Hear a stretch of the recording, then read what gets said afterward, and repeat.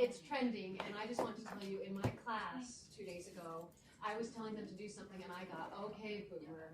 Nice. I know. I had to remind them that I'm not a boomer. I'm a Generation Xer. But they didn't know the difference. Anyway, so if you hear okay, boomer. And what's the cutoff? 64? I don't know. I just know Something like that? That's all. I can't give you that information. Those youngins are going to try to trick you by saying okay, boomer. I don't know if I'm a boomer or not. I think I'm a Well, they're going to say okay, boomer to anybody over 20. Anyway, I'm Jenny Gravett. I teach junior high school and am the chair of this committee. Linda. Hi, Linda Hansen. I am, what am I? You're a wonderful human being. I am Board the member. vice chair of this committee, and I am from District 3, USEAP, Granite.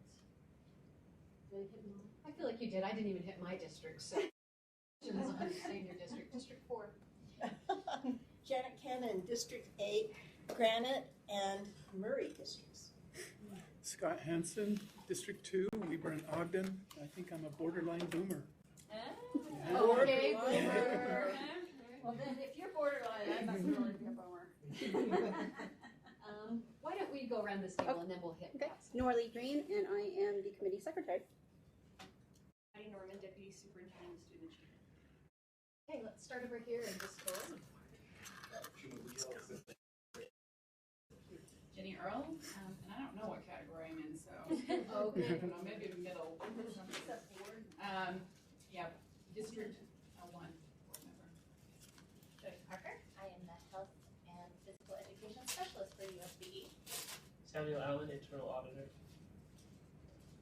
Tiffany Stanley, USEAP. And Michelle Neal, Accountability Specialist. Jeff and Holton, Policy Advisor.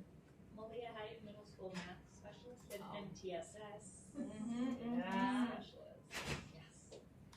Becky Donaldson, Coordinator Student Support. I am a boomer. Woo! Boomers were from after World War II Yes. till about 1964, so I'm on about the middle of that. I'm proud of You are proud of that. Right. Now, if you get that insult, make sure you tell them why it's not an insult. Oh, hi. Hi, Tell us who you are. I'm What you Brian stand for. Olmstead. Okay. Stand for freedom, Okay. American way.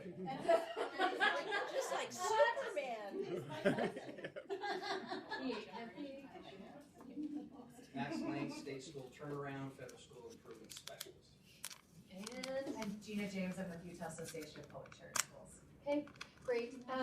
So we are going to start off. We're going to skip number 1 because of the vetting process that was sent back to committee. But we do want to invite Jenny Earl up to the table because she wants to talk to us, I think maybe in preparation for when this does come back to committee. Yeah, that's exactly. So we want to give you time and let us know what you're thinking and if you have questions or if you guys, committee members, have questions for Jenny. Well, specifically, I just think we approved R277-474 in August. And there's some very specific things on there we should be doing when it comes to health standards. And I'm just going to go over real quick. It's the State Board of Education responsibilities: develop and provide professional development and assistance with training for educators on law and rules specific to sex education, instruction, and related issues. Develop for board approval, parental notification. The third one is establish a review process for sex education instructional materials. This is the part I think we're derelict at. We're missing this. And programs using the Instructional Materials Commission and requiring final board approval of the Instructional Materials Commission's recommendations. We aren't doing that. We listened to the Instructional Materials Commission person yesterday. And you can go up further in there. It gives definitions of medically accurate, but it also gives sex education instruction or instructional programs. It spells out exactly what those are: activities, class, or presentation that provides instruction or information. And then just down again, it says whatever we do needs to approve only medically accurate sex education instruction programs, and then receive and track parental or community complaints. We haven't done that. We have resources on there. We have things on there that we're putting out for instructional materials. They need to go through that process. And I think we either need to pull some things off and let things go through the process the way we're supposed to, or we need to allow for other items to be placed on there until we do. Specifically, we have one abstinence-based curriculum that we have on there, and that doesn't look like a, when you only have one, there's resources out there that we can put on until we get the vetting process in place, and maybe other things too. So anyways, I'm just asking us to get going on this. We have, and we know this, but we've approved these standards. We have districts that are in need of resources. Specifically, I've called a number of them, especially in their rural communities. Larger districts have a way, they have their resources. A lot of them already have them developed. I know, like Davis and other areas, they develop those in-house. They go through an extensive process, and we need to be doing the same. So those are just my thoughts real quick. I don't know if there's any questions or whatever, but I think there's a lot of shalls in the law that we're not fully looking at, as well as the rules themselves, things that we just passed, we just put forward, and we need to adhere to that. So to just kind of maybe educate our committee, I'm wondering if Jody Parker would be willing to come, health specialists come to the table and maybe just to inform us. Thank you. Just maybe respond to some of those concerns Sure. best you can. I know we don't get into a full discussion or take action today, but it might help us in the future. So yes, Jody Parker, health education specialist. So I'm gonna, can I steal your, just because you have the list in front of you, and that would be really helpful for me to not skip one of the things. So we do have the professional development assistance that we have the training online, which is free to all educators. And then also I personally do travel to districts. In the last 2 weeks, I've been to both Washington School District and Cache County School District. And that again was by request. I go to several LEAs each year, and when I go to a district, we do invite the charters in that area to attend. And that goes through the law and policy training, which is required for every secondary health educator every 3 years. We have a state assurance form that every LEA must submit annually that says that their teacher has attended, each of their secondary health education teachers have attended the training within the last 3 years. Any new teacher, they have to have that training before they're allowed to teach. And that's in code. And then, again, on that assurance form, they return to me. The next piece, oh, you're good. So then the next one is, that was for professional development. I set that one. There's that glare, I'm sorry. And then the review process for the materials and programs. So what we have in place right now is textbooks, and that's what Alan Griffin described in detail yesterday is what we use for our textbooks, which are the curriculums. Again, another layer of that, if you looked at the LEA responsibilities, is even if we adopted a textbook at USBE, for any sex education materials that they're using in the classroom, their own local committee also must review it with parents. Right. There must be an equal number of parents on that local board before it can be done in classroom. And that's for all sex education materials. And that's an extra layer with this. Correct. Yep, and that is specific to health. So math doesn't have that, ELA doesn't have that. This is only health, and that's a very specific on that one. Medically accurate sex education programs, and I think that we've covered that one. And then we do track complaints, and we are very thorough with that. So with sex education specifically, I do think that having a better in writing process would be helpful. That's my own personal. I think it would be very helpful for staff to have a very consistent process. And I don't know if health needs something with more layers to it, where we can talk about medical accuracy, because math doesn't need that. Yeah. Where if we had a process that is our core subjects, but then health maybe has an ABC or something under it. I don't know how that would work, but that is the board's decision. Thank you both for that information. I think it kind of helps guide us. Do you, people in committee, have questions for either of them? Oh, why was I looking at, I was like, do any of you have a question? No, I really wasn't, Linda. Janet. Oh, I'm just wondering, Jody, you said that you track complaints, and so I'm just wondering, is there a general issue that people complain about more than some other things? So currently there has been a lot of concern about some resources that are maybe more specific to gender. There's been a lot of questions around gender identity. There's been a lot of questions that have come up on what the difference is between comprehensive sex education and absence-based education. And there is absolutely a difference. Another one is we define ways that STD and STI spread. And there are 4 ways to spread that are sexual activity. Only one of them is intercourse. And so then the difference between what is the intricacies and then what is information for disease prevention. Intricacies would be if we're talking about how to. So that is something that we get often, a question. And then I do respond to the questions, and I track those and I save them and I keep those responses and questions that I get. I get more questions than I would say concerns, but I still track them the same way. Any other questions from committee members? So Jody, I'm wondering, and Alan talked about how I've been on the Instructional Materials Commission. I was on it for 4 years. I know they only meet twice a year right now, but it's not to say they couldn't meet at other times if they wanted to. I know that there were some weeks that had curriculum on, and I think that was part of the concern, but I know as a member of the Instructional Materials Commission, we had a checklist that we would go down and we would, vet everything. And I just, since they're already in place, I wonder if there's curriculum we want to add to the website, if we can send it through them first.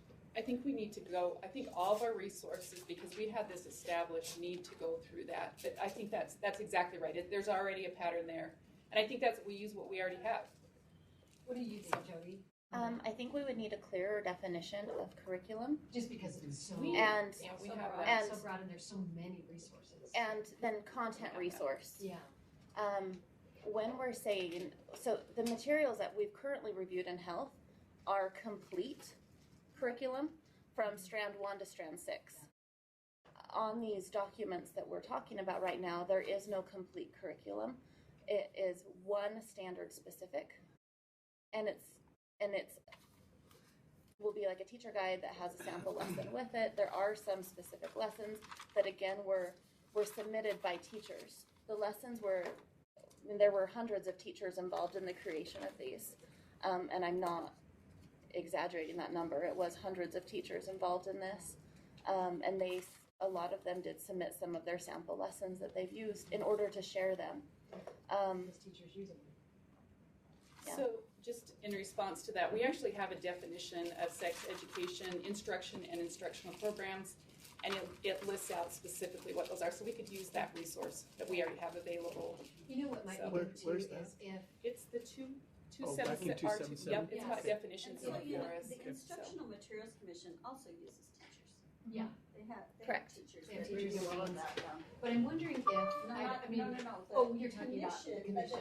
but they have work groups Yeah. that study it Yeah. beforehand, Yeah. and then they submit stuff to the commission, and the commission also does it, and kind of does Yeah. a thing. But there are large groups of teachers that Yeah. Alan gets together and he has them Yeah, Patty? go through the So- materials. One of the differences between the Instructional Materials Review Committee and the core guides is vendors submit to the Instructional Review Committee. And the core guides are something that is a teacher-created resource. And so in changing what that looks like, it may be something that is very specific to be able to state, once a core guide is created, then as a complete, whatever that is, then it goes through. So that's what is the trigger or lever for it to be going to the materials review. I know we can talk about this as we move forward, what is that lever for it to go from here to there, and then once we're there, what is the criteria rubric for us to be able to go through it, and then also who would be on that? Is that the same commission or is that not, and then is it the same process? Well, we would have to change our rule if it's not gonna be the same, because it calls it out right here in the rule. Yeah, it does spell a lot of that out. I think if we adhere to this, that if we want to change things, and the same with law, then, that's down the road. But I think we need it's a process that's in place, and I think it would be effective. Anything that needs to be tidied up. Anyways, I'm going to go. I've got to get to my committee. Thank you, So, Jen. Yeah, I was just thinking, so depending on what that definition is of sexual instruction materials, if that overlaps and takes in the whole core guide, everything that's on there, then everything would go through the instructional materials committee, right? If there are some things that wouldn't fall in that category that we still think are responsible, or that we still think need to be available for teachers in a core guide, then we've got to have a different process for that. So that, I think that's what we got to figure out first, is how do we, because to run everything through the instructional materials may not be the right No, and fit. it's so monumental. Yeah, if the teachers need that, and Yeah. So I think that's Joe, what do you we've want got to to. add something? Yeah, Patty? and this definition would only cover, so the definition in 474 only covers one of the 6 strands, and it also only covers Health 1 and Health 2. Grades K through 6 aren't covered by this. Patty?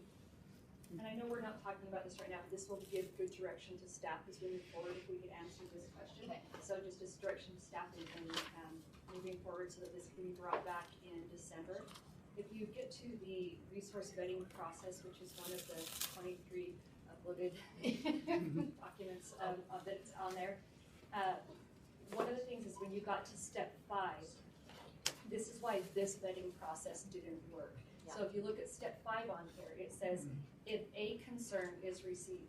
So it doesn't talk about who it's received from, so that could be anyone submitting any concern at any time. So once it's received, it will be routed to the primary point of contact, which is at this time the Deputy Superintendent of Student Achievement. The concern will then be shared with the Critical Review Committee, which we have not determined who's on that Critical Review Committee. And then it'll be convened with a recommendation, and then we will give back what that final recommendation is to the person who submitted the concern within 14 days. So all of that has to happen for any resource. So we have to define what a resource is compared to a curriculum or a core guide, because a resource could be something as simple as when we type up an agenda, and if we use a resource for a timeline or a resource for whatever it is, because there's a lot of resources online, and we know that the work that you do is very important when you're looking at rules and you're looking at statute and you're looking at the work that is being done in schools. We don't want to overwhelm you with some of the minutia that might be coming to the committee, so that we save that your important work for those things that should be at your level. Yeah, and I think we also need to consider, do we want to allow just one concern, or should it be multiple? Should it be from diverse sources? I think these are some things we're going to need to think about, and when we discuss it in December, come prepared to have some answers. There's always going to be someone who doesn't like it. Right. Or multiple people, or And- thousands of people. And or- my concern is, you already have, for example, hundreds of teachers, and I just think you have to protect their voice. You can't just have one person undo some things, even though that one person is valuable and may represent a lot of people. I just want to make sure when we do this, we also protect all stakeholders in education. You know what I mean? So, anyway. Well, I think we also need to protect staff here at USP Exactly. too, because when parents start So- raising concerns, and if the board member that gets that concern says, gee, I had no idea that that Yes. was there, we're kind of throwing them under the bus, and I think that that's not the way things should be. So in this vetting process, I think there has to be some exposure to a committee or to the board, so that we're not saying, blame it on them. That's not, the finger should be pointing at us. I don't think we're taking action today, but Debbie, do you have any questions for us to kind of, no? No. Thank you so much for your Here expertise. to answer your questions. Always. And Thanks. any more questions from the committee? Okay, we have our work cut out for us. So Exciting. for staff though, that definition, Yeah. we're gonna work on that, We are, right? yeah. We're gonna have We something have some for definitions December to that work we on, can, I think. okay. Okay, I think just in terms of planning, maybe, we'll plan to take a break maybe after the number 6. I'm hoping that right in the middle. So, We're gonna be done. I'm just letting you know that In half an hour. tentatively, we're gonna, Linda has high hopes, because that's how she is. Okay, boomer. I know. Just kidding. It's my new thing. I'm Just kidding. optimistic. Okay, all right, well, let's Enough go of ahead that and start already. with state turnaround. I really loved the presentation we had today. It was very informative. I think we're gonna go ahead and have you guys come up to the table. Let's see, who's all, we got a whole group of you. So the goal here is to make sure we have clarity, uniformity, and I think you said alignment with what's required federally. So tell us what we need to do. Okay. So just bridging the study session with this conversation, I gave an overview of state and federal school improvement laws, with state turnaround and federal comprehensive support and improvement. So we won't plan to rehash that here. We're just going to jump into the conversation about the changes to state statute that we're seeking your approval to work on with the legislature. This is a bit different process than normal. Usually Angie just gets up in full board meeting and requests your approval to open work on legislation with legislators. But we wanted to take this through the committee process because it's more involved and there's a lot of important decisions baked into it. So that's why we're here today. So one other piece of clarity before we jump in. So alignment between state and federal school improvement is one of the principles guiding this change, as far as identification criteria and exit criteria for schools in these programs. But I wanted to give you a sense of the timeline of events that led to the misalignment that we have currently. So federal law actually would have given us the flexibility in our SS state plan to apply the exit criteria that was in state law at the time. But we knew at that time that that wasn't, we've been learning throughout this process as we go, as we have turnaround, different schools going through these processes. We knew at that time that the exit criteria that had been codified in state law was not going to be workable moving forward. So we didn't want to also codify that in our state plan, knowing that we were going to need to change that. So we didn't. We moved forward with a different exit criteria, and that's the exit criteria that we're now proposing be applied to state law. So that just gives you a sense of how that kind of occurred. So I want to direct you to, this is the document that we'll be using to guide the discussion. The other one was more background. This one gives some more context and rationale. So with that, I'll turn it over to Becky Donaldson, and she can introduce herself, but to walk through the identification criteria, and then Michelle will walk through the exit criteria. So. Okay, currently, under the state statute for state school turnaround, annually the lowest performing 3% of all schools in the state are identified based on 2 consecutive years of data. The federal law requires the lowest 5% of Title I schools to be identified once every 3 years on an average. So we're trying to align those a little bit better. The performance interval, as I said, for federal, it's a 3-year average. For state turnaround, it's 2 consecutive years. And we tried to align our ESSA plan with the state law, and when we did some modeling, if we would have identified schools on the consecutive year basis for federal Title I purposes, it didn't always identify that minimum threshold of the lowest 5%. So we had to, do it differently, and that's created some of the problems with the incoherence of the 2 systems. One of the reasons that we're asking to align these a little better is not really to align the state law with federal. That's really not the purpose, but it's to decrease the administrative burden on LEA and school staff, as well as the USBE staff, so that we can focus on a cohort of schools at a given time that start at the same time and are going through the process simultaneously, and we can target support in the sense of fiscal resources, support from external providers, from internal USBE staff.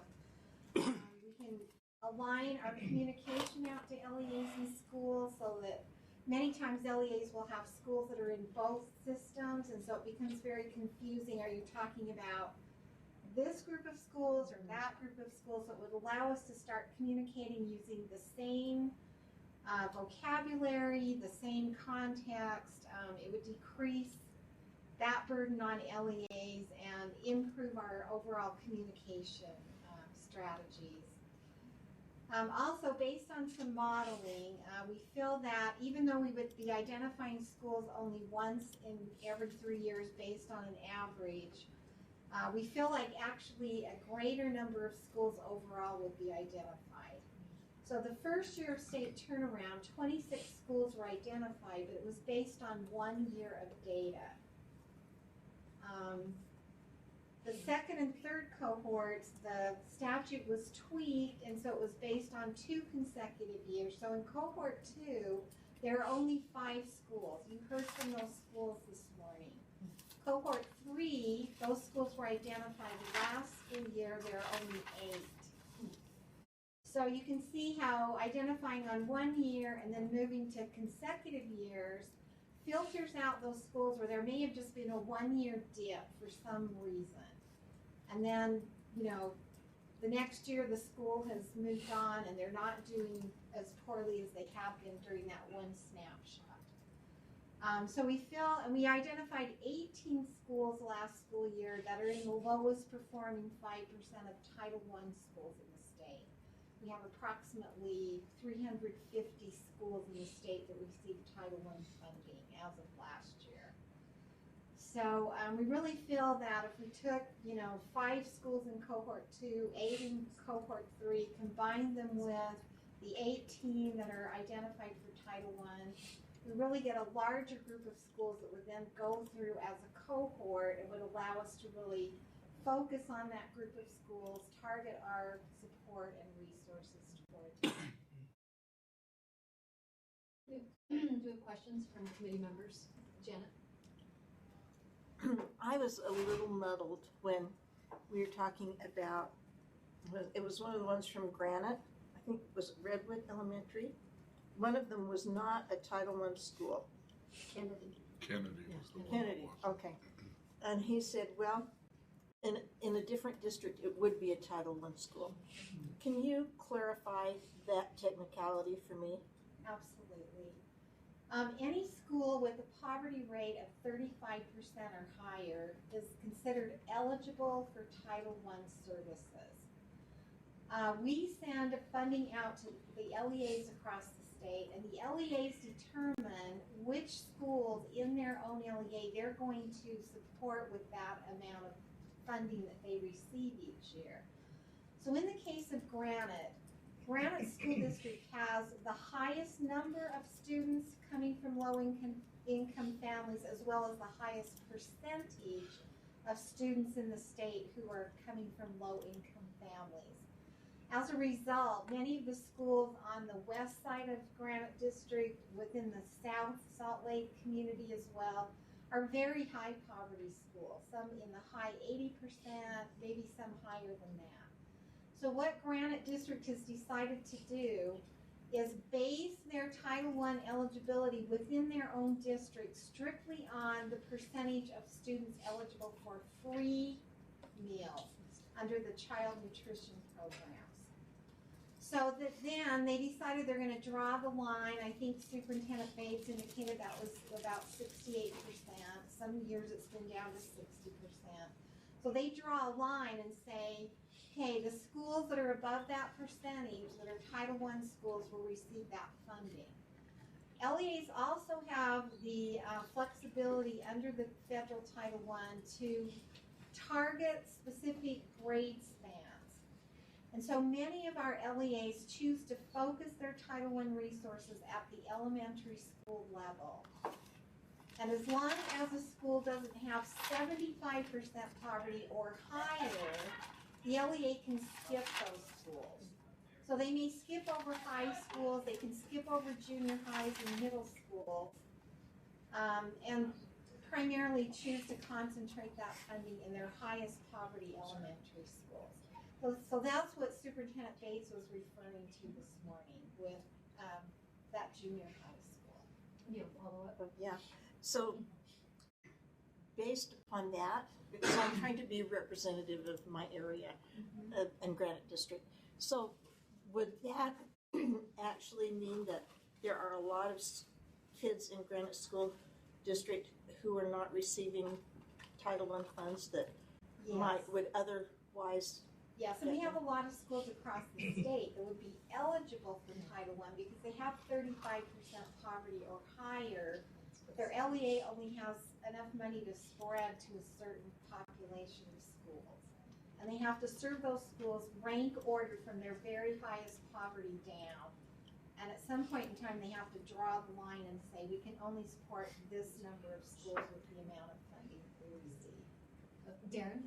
So in Boxell, where I came from, Yeah. that was the case. I was over Title I for a period of time, and for a while we distributed the funds to 6 elementary schools. Then we determined that was diluting the funds that we had, so we actually reduced it back to full order, and then some I was there. So it was a local decision, but we based it on trying to leverage and actually have the dollars we're giving to the schools make a measurable impact on their outcomes. So I have a question. I think Linda has a question. So how is the funding determined? How much how many funds? I'm just not speaking very well today, I'm just saying. How much funding each LEA gets, how is that determined? It's actually determined by, based on United States Census Bureau data. And they look at every geographical LEA across the country. And that information is given to the United States Department of Education. They send a spreadsheet out to the states every year. And they give each of those geographical LEAs an allocation of Title I. In states that also have charter LEAs, which do not have boundaries, then other calculations take place here in our financial operations team, and they have to run it through a formula so that they are carving out some of that funding so that we can support the charter LEAs in the state. So that's how it's determined. So LEAs get various percentages, and as I said, Granite School District happens to get the largest amount of funding because they have the largest number and percentage of children coming from low-income families. Do any committee members have questions on the proposed changes? I do. Scott? Yeah. So I have one that I asked in our other meeting. We referred it to here, and I need to understand if I've got my head around this right. So. Oh. It does require. Look at you have permission to stand. Okay, so here's year 1, year 2, year 3, year 4, year 5, year 6, like this. And if a school is in, say they're at the bottom 10% in this one, then they're at 5% in this one, and 5% in this one, and this is where we make our evaluation, right? They would only have 2 years in the bottom 5%, so they wouldn't be turnaround school, is that right? It is an average. And Erin, do you want to describe? So the average of 3 years? Okay, so maybe this number is different, but they would, 3-year running average, they don't make it here, even though they might have been in for a couple of years. And then here, they're below 5 for 3 years. So they could go potentially 5 years before they get selected. I don't.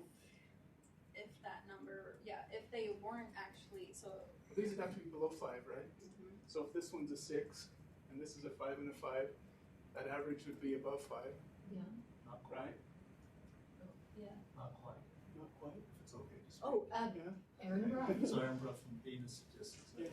We run this. So you have a year average where every single year we have to do a rank order. And we say, what does that cut? And we find that bottom 5%. For every single year we do that. But when you do the 3-year calculation, you pull all the scores into one, do a new ranking. So that first number, that 10 to 5 to 5, typically it does point us which way are they going to be above or below. You don't know until we run all of the schools, but you've got the idea. That's the right Give or idea. take, that kind of gives you the area, but just let you know, just because they hit it 1 year and then the next year they're below, then another year they're slightly above, doesn't mean that they will be excluded. It is that cut. So this number might be bigger than that, and that would probably change the equation. It just depends on. If I take this to 6, I understand it might not work. Okay. Absolutely. But the school could be Yes. in what we'd consider a turnaround area for 5 years without getting any attention from us. I have a hard time with that if that's right. Except And I think on our current proposal, it's 3%. So, what? I mean, No, it It's the bottom it's 5. 5. I thought It's the bottom 5%, and the bottom 3% would make it even worse, right? Yeah. Because they would have to be even lower Yeah. to go in there. So that gives me some pause, I think, with trying to. And the other question I have for you, if that's right, I have a question about whether we want schools to go that long before they get attention. The other question is, why are big cohorts a good thing for us? It seems to me that having everybody kind of in lockstep is going to drain resources. The same resources are going to be needed everywhere at the same time. So in terms of the resources, we receive ongoing funding each year, and we would, we would use that over the course of the 3 years. So we would have, 3 years worth of money that given year. So it wouldn't be spreading resources more thin, except that we are identifying more schools under this scenario, which is interesting when you think about what you're describing here, where you would be concerned that we're not identifying enough schools. With our modeling, it indicates that we are actually identifying more schools than we are currently. Okay, but it might not be quite enough schools based on what you're kind of describing. I'm just worried about the time lag. The time lag, because some kids are going to go all the way through elementary, right? Without us doing anything in a failing school. So I don't know. We can't change the federal law. That's the way it is. But we can have some influence on state law. I just don't know if that's pushing us the right direction, because right now state law, 2 years. So that only allows 3 years maybe. They could be in failing status before we pick them up. Am I thinking right, or am I? So our current state law requires that a school be under the lowest 3%, so a lower bar for 2 consecutive. So they could go, part of a year, I guess, right? If they pass the first year and they don't do it, and then they start to fail, they could go 2 plus a little bit before they were brought in. Yeah, so I'm trying to think. I think what you're describing is more a function of not identifying. I'm trying to figure out if it's more a function of not identifying schools every year or more a function of the averaging. No, it's the interval. It's the interval. So you want everybody to be. What I would propose is that everybody's on a running 3-year average, and if 3 years they're behind the curve for 3 years, then we throw them into a cohort. But you identify the cohort every year. Yes, that would be what we're doing. I wrote what we're going to do. Not quite. No. So we would be only identifying schools every 3 years is the proposal, and she's suggesting that we would identify schools. So you could go 5 years. Right. That's where you I feel like our data man has something to say. Well, I was just going to throw in there, and they might be talking about, there's a secondary catch in here too, which is the targeted school intervention, the TSI, which happens every single year. You have a student group that's performing below that line, and we identify them, and that's done every single year. It's a 2-year sequential where this group is below that cut, pay attention. So for example, if I have a school, what you'll find is, for your first example, they're 10, and then 5, and then 5. We're going to catch them within the TSI very quickly. That, you know what, you've got not 1, 2, you probably have like 4 or 5 of your student groups are actually now performing below that cut. We can see that every single year. And as a group, if you start getting more of them, it's a strong indicator that you are trending in that direction. So just as a reminder, so there's other catches that we have in place. Yeah, and maybe we need to talk more about that and whether that offsets this. I just don't understand if the benefit of what we're trying to do is going to really be there if we're letting these schools sit for longer. So there are probably other viewpoints. I don't want to monopolize the conversation. I just echo, if I may, Anne O'Neill, accountability specialist, what Erin has brought up, that TSI school, that's targeted support improvement. Schools are identified every year based on low performing student groups. And so there is another mechanism in place for low performing schools to specifically target low performing student groups. And so these schools would likely be in a different kind of school improvement that's not state turnaround or what CSI, which have larger consequences. But these changes allow us to align those two systems. But TSI would still function the way it does. But we annual couldn't identification. access the TSA or the turnaround funds and things like that, right? There's certain interventions that we wouldn't get. And I don't understand fully, but there's access to some money when we kick them into turnaround status. We That's wouldn't be able to access that, right? Okay. Yeah. Jen, and then Patty, did you have something to add? Yeah. Okay, Janet and then Patty. Okay, so we've talked about our turnarounds, and we've talked about this targeted intervention. So turnaround funds come from where? Targeted intervention funds come from where? Are any of those funds adequate? No. I'd like to answer that. I need a laugh track in here, like, play. So state turnaround funds, it's $7 million every year for these schools. Moving forward, I think we worked it out to where I'm trying to recall how much that works out per school, and it depends on how many schools are identified. So under this proposal, where it would be we only identify schools every 3 years, so you'd have 21 million, and then you divide that by the 47 or 50 schools. I think you have to subtract off some for administration and the leadership program, and it worked out to be around 600,000 or so for the schools throughout their 3-year school improvement process. So you can draw your conclusions in terms of adequacy there, and then Becky can speak Yes, to the. in regard to Title I school improvement under the Every Student Succeeds Act, we also get funding every year. It's actually a set aside off of our regular Title I money that's specific to support schools that fall into comprehensive support and improvement, which are those Title I schools in that lowest 5% of performing. There's also a second category of CSI schools, which is any public high school in the state with an average graduation rate of less than 67%. And so we currently have 17 high schools in that category. None of them are comprehensive high schools. A number of them are alternative schools, and some are charter high schools that based on the population of students that they serve, they're similar to an alternative school. So we fund them as well. And so each year we have approximately, and it varies a little bit based on what our overall state Title I allocation is, but it varies, it's around $3 million per year currently. For how many schools? We have the max 35 in 18 in the lowest 5% of Title I schools, and another 17 high schools that are in for low graduation. Scott? What would it do to your proposal if we kept the federal criteria, but we changed it to identify on a 3-year average annually? What would that? Yeah, so I think it would just be weighing the advantage of the, decreased administrative burden, streamlined communication, all of those pieces. So you'd have a new cohort every year. I just wonder if that's. Yeah, and then in terms, I think it would be, it would be more schools, right? And that's what Board Member Hanson is getting at, really.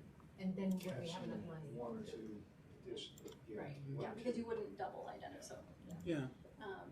So that's the other piece to it, is that we're already, under this new proposal, we would be identifying more schools than under current rules. And then we would identify a few more on top of that, which has resource implications as well as, I guess. Would we really identify more though, or would we just identify I them think we quicker? would, and from a school perspective, I can think see wanting to say, just not one bad year, or, give me some time. No, this isn't one bad year. This is still 3-year average. But So I it's. still feel like, from a school perspective, I like the idea. Because I really have a 3 hard years. time with letting it go 5 years, and I don't think that I can vote to do that, to authorize us to go talk to legislature with something that actually extends the timing. So I'm looking for another way around it that helps us but doesn't do that. And that I think would be very feasible and wouldn't create alignment issues. We would still get all those benefits. Do we have a motion, or do we have other comments?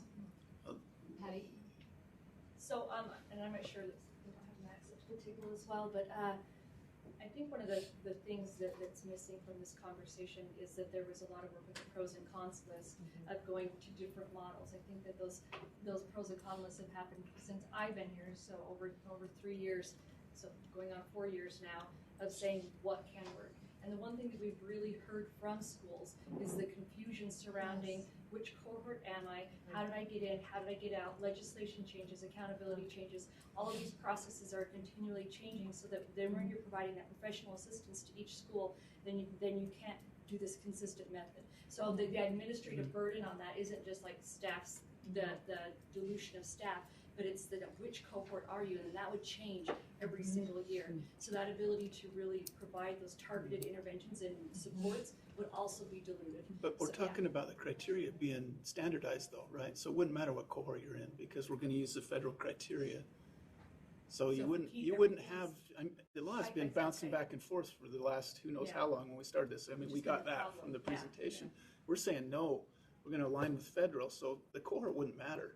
Your criteria is going to be the same going forward if they do that. Yeah, the criteria would be if you have 3 years of ultra low performance, that below 5%. So the criteria would be the same, right? And then exit would make that the same too, right? So everybody, whether they're in a Title I plan or the state plan. And can I ask Erin on this, which is one of the things that is with every one of the decision points that were on here, there was a modeling that occurred with data and statistics about how many schools would be in there. So if we keep that 47 to 50, so that then when we start talking about the exit criteria, that's equally important to this conversation. It impacts what the decision made is for the entry criteria. So when we do modeling for that, if we exceed this certain number, what does that look like, Erin? So again, ultimately what happens And is... can you talk up just a little Sorry. bit? Yeah. We need to bring you up to the Yeah, table. Erin. Sorry. It is so neck. So again, Aaron Brown for Data and Statistics. So as you start modeling that out, again, it depends on, so a couple things. What is the exit criteria? What's that time frame on what they've been talking about? So if we run it on an annual identification using the 3-year running average, what will happen is your first year, again, we'd have to determine where that's at. You're going to have the largest set of the cohort. Again, it depends on that exit criteria that you haven't talked about yet. Because typically that is a 3-year process, 3-4-year process, or wherever that's at, where you're running that cohort and you're saying you're running it, that cohort's locked. So the next year coming in there, now we're going to start creeping. Because again, it's an average, you will always have a bottom 5%. And these schools will start, hopefully, tracking out, and so you're now identifying more. And what we're seeing is you're getting an additional 5-10 schools identified typically every single year as you go inside of there. So on a running one, it does work after you have about a 4 or 5 year history where it's like, okay, these are all now down here and we're always adding to, and then you're having an exit, they'll come along. But what happens is that first chunk of time between the first initial run and the last, now you've over-identified, and typically we're getting up to about 7-8% of the schools that now have been identified that are in that cohort. Just sharing that was, the process. So that would take 47 to 50 schools up to about how many by year 4? 90? You're probably closer to about 75 to 80. I don't know if it exactly hit 90. And if I can just add to this, the other huge problem that schools complain about is really now tracking what is that exit criteria. You say, well, we're going to keep everything the same. If we kept everything the same, it would work. We don't keep everything the same ever. I'm just, why I say that, I've got 13 years of history here.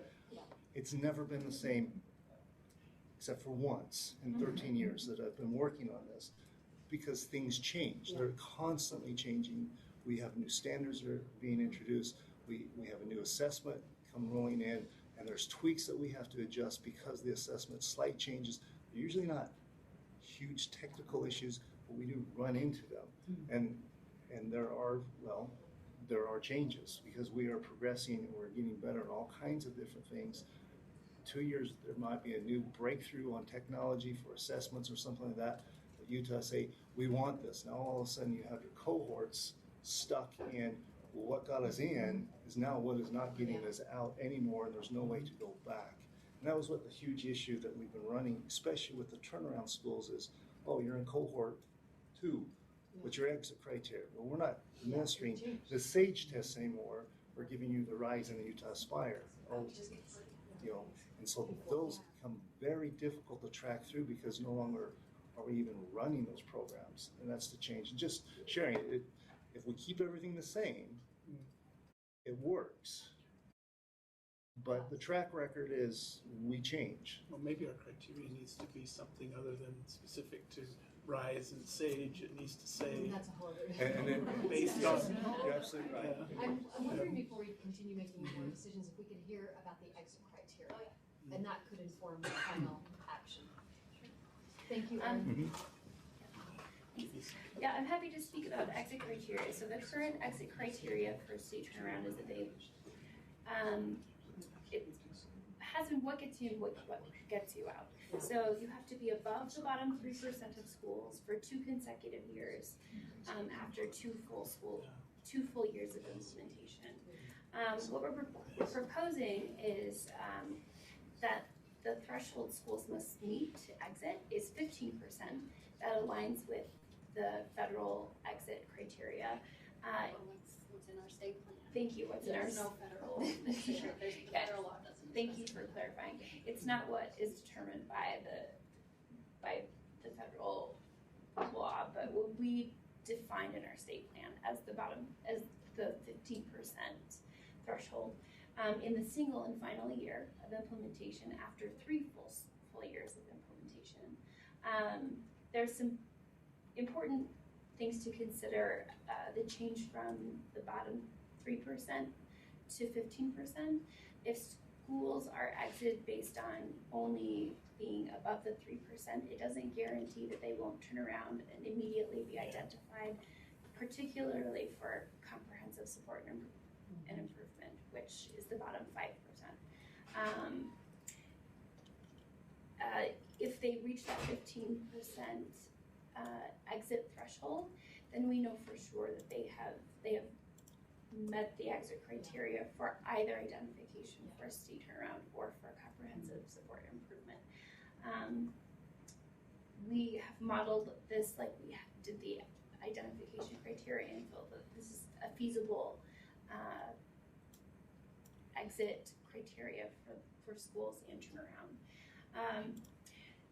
Speaking about the performance interval, 2 consecutive years being above the bottom 3% can be problematic because if a school does not meet that criteria in their first year, they know that the next year is out the window. They know it's already not possible for them to exit. But if we use the 15% in the final year, then they have the full 3 years to continue to work toward that success criteria for exiting.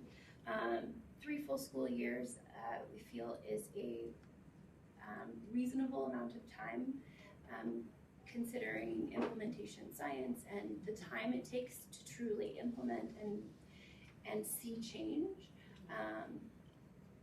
Those changes that are made often have lagging indicators. 3 years instead of 2 just gives schools more time, but not too much time where they might continue to flounder. But I'm just curious, have we had feedback from schools that have been through turnaround on these proposed changes and their thoughts? Like, how many of them would have exited at 15%? Yeah. So actually, yeah, it's right around 50% because what we did is we modeled not the exact same cohort, but we modeled based on 2015 performance data, which cohort 1 was identified in 2015. And so we modeled that out to 2018 to say how many schools of those schools would have exited based on the 15%, and it was right around 50%. That's a problem for me. Well, yeah. Because the consequences are dire. Yeah. I mean, we saw a school close this year, and we didn't close them, the district did. So because of poor performance and turnaround, so I'm a little nervous to make that so high that they can't. The ones we just exited wouldn't have made it.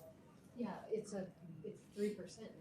No, I mean the. 50% would exit. What is it now in terms of how many exits?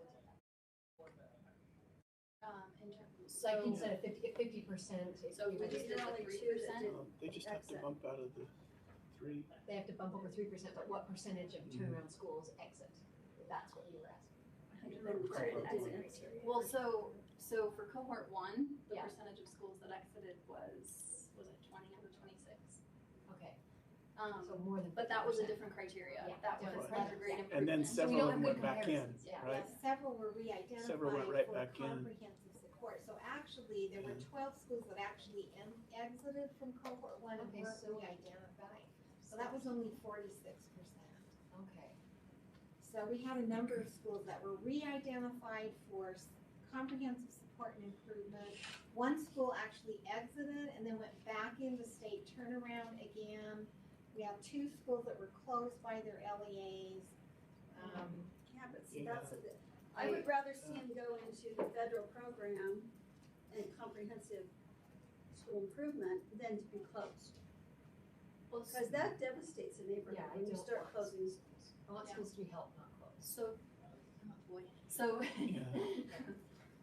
so one piece to clarify is that with aligning identification and exit criteria, we are almost fully able to no longer say that we have state turnaround schools and federal CSI schools. Yes. That's not a thing. We have school improvement schools. Yes. Right, but still some of them are gonna fall under the state statute. Right? Yes, which will equal our SSA plan. Yeah. The only way I say we're almost there is the turnaround expert piece. So the requirement to contract with the turnaround expert, the state approves on that list. But there That's are the one. consequences to the state There turnaround. are in our state plan as Yeah, well. for the state plan, there are Remind us what the consequences. They're the same. And there's no exit In criteria our you said for the federal federal, is that right? No, there is exit No, well, yes, in the SSA plan, but not in the federal law. Right. So that can be adjusted. I guess, I'm not sure I see it the same way. I like the 15% because I'd like to see this be something where they're not bouncing in and out. A school that's in turnaround for 6 years, I think doesn't do anybody a good service and probably should be I'm not saying closed. it should just stay at 3%, but I don't Yeah. like it being so high that they can't reach it. Well, and I just don't want so Yeah. many schools to be in it. It's a Well, and burden, I'm I trusting just that think some it's number very crunching went reasonable. into picking 15%. I think that sounds reasonable to me, that they would make that kind of It's easy for us to improvement. sit here and talk about it, but I'll tell you, Yeah. when you've got schools that are being closed and you have parents at your door crying, it's a whole different thing. I understand, And you have teachers leaving, Yeah. you have kids who. understand. So, one piece is that our initial, like some of our initial gut feeling was that 15% felt high. So that was why we wanted to model it, to see how achievable, how feasible is that. And so we modeled that 15% and then we tried the 10% and Yeah, it what did- only bumped it up to 60%. That would have meant that. So it wasn't a 10%? huge Yeah, or was it? difference. And historically, what we 60% have found, excuse me, I went back and looked at schools that had been in Title I improvement for the last decade or more, going back to about 2006. And we had some schools that were very chronically low-performing schools. When they really fully engaged in school improvement efforts, they not only exited school improvement, they have never been re-identified. And in some of those schools, several principal changes have occurred. Staff changes have occurred. But they made enough improvement and took it to be really seriously. And as one of the principal, or one of the board member, the local board people said today about it now become a continuous improvement effort. Those schools have never been re-identified for federal improvement or state turnaround. But then we have Redwood who can't get out. That's true, but we've got. And Redwood's one of my schools. I know, and And we if have the- had very high poverty schools be And if very the consequence successful. weren't, the school closes, the consequence were continued resources, continued help, that would be different. Patty? We haven't instilled that says that they close. The USB is not closed in schools. No, Yeah, right. but the Right. LEAs are compelled to close schools. Right, that's my Yeah. concern. Yeah, we But- can't keep them from closing schools. No, we We can't can't, but stop that's them. And that's a that's what local they're decision, doing. that's a local decision though. So it's But also, they're doing that because of what we're doing. no, it's a turnaround. local decision not to put the resources into those schools to turn them around. We can turn around these schools, it's processes that need to change, and then they get locked in, and even if personnel change, then they've got processes in place. I don't want to And give some them of these that schools excuse. have gone. I don't want to give them that excuse. We can't do Because that though. they're If we using believe that in local excuse. control, we've got to let But they're them using that control both of excuse, it. and then they keep saying that we're closing these schools. I don't know what to say about that. I think that's an LEA decision on both ends, whether to put the resources and the right people into the school and whether to close it. Do we have direction to give staff? Do we have an action that somebody would like to go in there and see? if Can we I first hear about time sensitivity? We got a legislative session coming up right away, and I know we Okay, want that's to a good pitch time. this. Oh, please, sorry, Yeah. would you, yeah, come on up and tell us who you are. I'm Gina James, I'm with Utah Association of Public Charter Schools, and this is obviously, you know, an important discussion for charter schools Yeah. too, because Of course. our LEAs are often the school. And I completely understand, I actually appreciate the combining of the two standards, because we have had a lot of charter schools that have been in both programs, and we'll talk to them, they'll be like, okay, well, we don't know which one we're talking about. So I completely understand the alignment, and I think that that's very appropriate. But there are some concerns that we have with that exit criteria, because of what then happens with those schools. Because, and kind of to what you were speaking with, what happens to the schools that are still 4 to 15%? You know, those schools are still having issues, but raising that bar so high over that 15% really does put a huge burden on some of those schools who, yes, we want quality and we want to push those schools to do their best, but especially in some of the charters and some of the populations that they serve, and doing their best. And we have some very high performing schools that have very challenging populations, yet there are some that are always going to kind of seem to be in that situation. And so just maybe defining that exit criteria is going to be very important in hitting, you know, the 12% of students that are in charter schools. So just leave that with you. Thank you. Before we talk about timing, so we normally have given an extension even at the end of the 3 years, right? At least in my short experience on the board. So there hasn't been that dire consequence just after 3. They've gotten a 1 year more to try to bring it up, or 2. So I don't know that we're now saying, okay, we've raised the bar this high and we're just going to chop things off and not continue to try and help. If they've got a plan that's working and need another year through it, very sensitive to that, and I think very forgiving on that. Yeah, and we'll just to clarify, there's no proposal to change the extension process, and that applies to both federal and state. Yeah. Jeff Van Holten, would you come to the table and give a question, or you can just say it? I'll just ask from here, but I just want to, like, for everyone's sake, this is just keep going in my head as we have this discussion of, if the end goal is alignment, and then we start having a conversation of align A, B, and C, and D in terms of the criteria, does that create issues for you in terms of this overall conversation? So this idea of align everything except the 15% does create a possibility of then you exit out of the state but not the federal, even though everything else is aligned. Does that cause issues? So is it kind of like an all or nothing idea? Or? So I think if the board decided to go with the 10% exit criteria, which is not what we put in the state plan, that we would see a state plan amendment to change that to 10%. But otherwise, it would be okay. There's no federal. We don't have federal They're exit 15%, criteria. right? There is, we would have to then see that amendment. They've and- adopted our plan though, right? Yes. So we have some leeway with what we do. Yeah, and there is some timing challenges there, but we can navigate that. Tell us about the timing for getting this into legislation if we wanted to do that. Can we do that? What did you say again? Timing, I'd just like to hear about the schedule. Okay, yes, please, I want to hear about the timing. Yeah, so I think, so we need to have a legislator open a bill file, which we work on that right away. But then to give them the content for the bill, you know, I would think January at the very latest. We need to February. get So the plan had been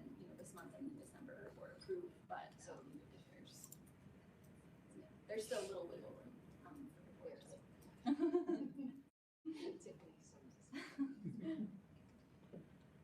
Do we have somebody who would like to make a motion? What do we want to authorize staff? I can make a motion, I don't Okay, know, let's maybe see, there's more let's get debate. it out there and let's see but how we do with it. I would move that we adopt the plan that's been presented to us with a change to the criteria so that it's a 3-year, I'm not saying this very well for you, Norley, so that we based on a 3-year average, 3-year running average with a cohort identified annually. And yeah, everything else would stay the same. That's what's been proposed. Okay, so let me make sure I understand. So you're talking about the entry, correct? Uh-huh. Okay, so the motion before the committee is to authorize staff to seek legislation to amend the school turnaround provisions. However, changing the cohort identification yearly rather than a 3-year average. Is that correct? So no, annually based on a 3-year average. Annually based on a 3-year average. Yeah. We have discussion to that motion. I know for me, I think I prefer the other because I feel like that's really a little bit of a burden to schools. But yeah, I really like the idea of every 3 years. And I feel different. I'll yeah, speak go for you. ahead. I Yeah, feel, I feel like the people in jeopardy here are the students. And so seeing for how long a time, like you said, they could go through their whole elementary school career in a failing school and never have it meet those criteria for an every 3-year look at how their school is doing. I would just, to comment on that, I would say it's also, I know we deal with retention. I mean, anecdotally, I hear from a lot of teachers who don't stay in a school that's turned around because it's hard, not because they have their own lives. And I think when teachers leave, that's really bad for kids too. So sometimes stability is the best thing for children. So again, that's why I have to remember that even though the goal is to help these schools, we don't want to increase burden on a very stable environment, maybe the most stable environment some of these kids ever have. So that's why I prefer the other. I'd like to make a motion. Okay, wait, we have to deal with this one. Do you want to amend? Okay. I would amend that we make the proposed threshold 10%. Instead of 15% for exit. Okay, so we will deal with the amendment. We have an amendment to the proposal to change the exit criteria from 15% to 10%. Do we have any discussions of that amendment? Okay, let's vote on that amendment. All those in favor of changing the exit criteria from 15% to 10%, say aye. Aye. Any opposed? No. Okay, motion, amendment fails. We're back to the original motion. I would approve it this way. And I'll lobby the legislature not to either. Let's go back to the original motion, if there's more discussion. The motion before the committee is to have, to move the board to authorize staff to seek legislation to amend the school turnaround provisions, including exit criteria, with the change to identify cohorts annually for a 3-year average. Sure. All those in favor of that, say aye. Aye. Those opposed? No. No. Motion carries.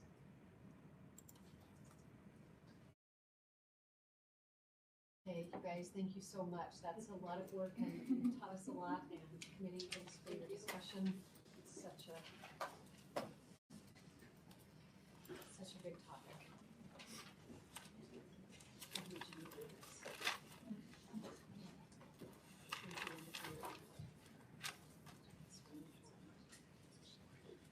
Okay, all right. With that, let's move to, I think Jeffrey Van Holten is coming to the table to talk about Student Advisory Council recommendations? Yes. You just gave me a look like, no, I'm not. I can talk about anything you need me to. Oh, I just don't promise it would be accurate or entertaining. So you guys remember that on September 5th, we first talked about some of these recommendations. We had some concerns, and it sounds like the kids got together and kind of refined those and brought back some actionable items for us. I think there are 6 items. Correct. Okay, Jeff, you want to go through those for us? Yes, and all 6 will be familiar. You've heard Yes. these before. They've expanded Yeah, and so- put in the specific requests that they have for each. So in the memo on request number 1, this is in relation to the request originally to do an open letter to school districts about the amount of testing. In meeting with the students in October on a phone call, we discussed the letter and how it can be a little problematic for the board to send out an open letter to districts, especially on something they don't really have, you as a board don't have full authority over in terms of how much each LEA tests. The students, in having their discussion, tasked the member from Janet Cannon's district to work personally with Granite School District, who tends to test the most of all school districts, and handle that at a local level. But from the state level, they did want to make a request that the board direct staff here to incorporate into the trainings that are provided by teaching and learning more engaged learning practices and ways to move away from teaching to the test.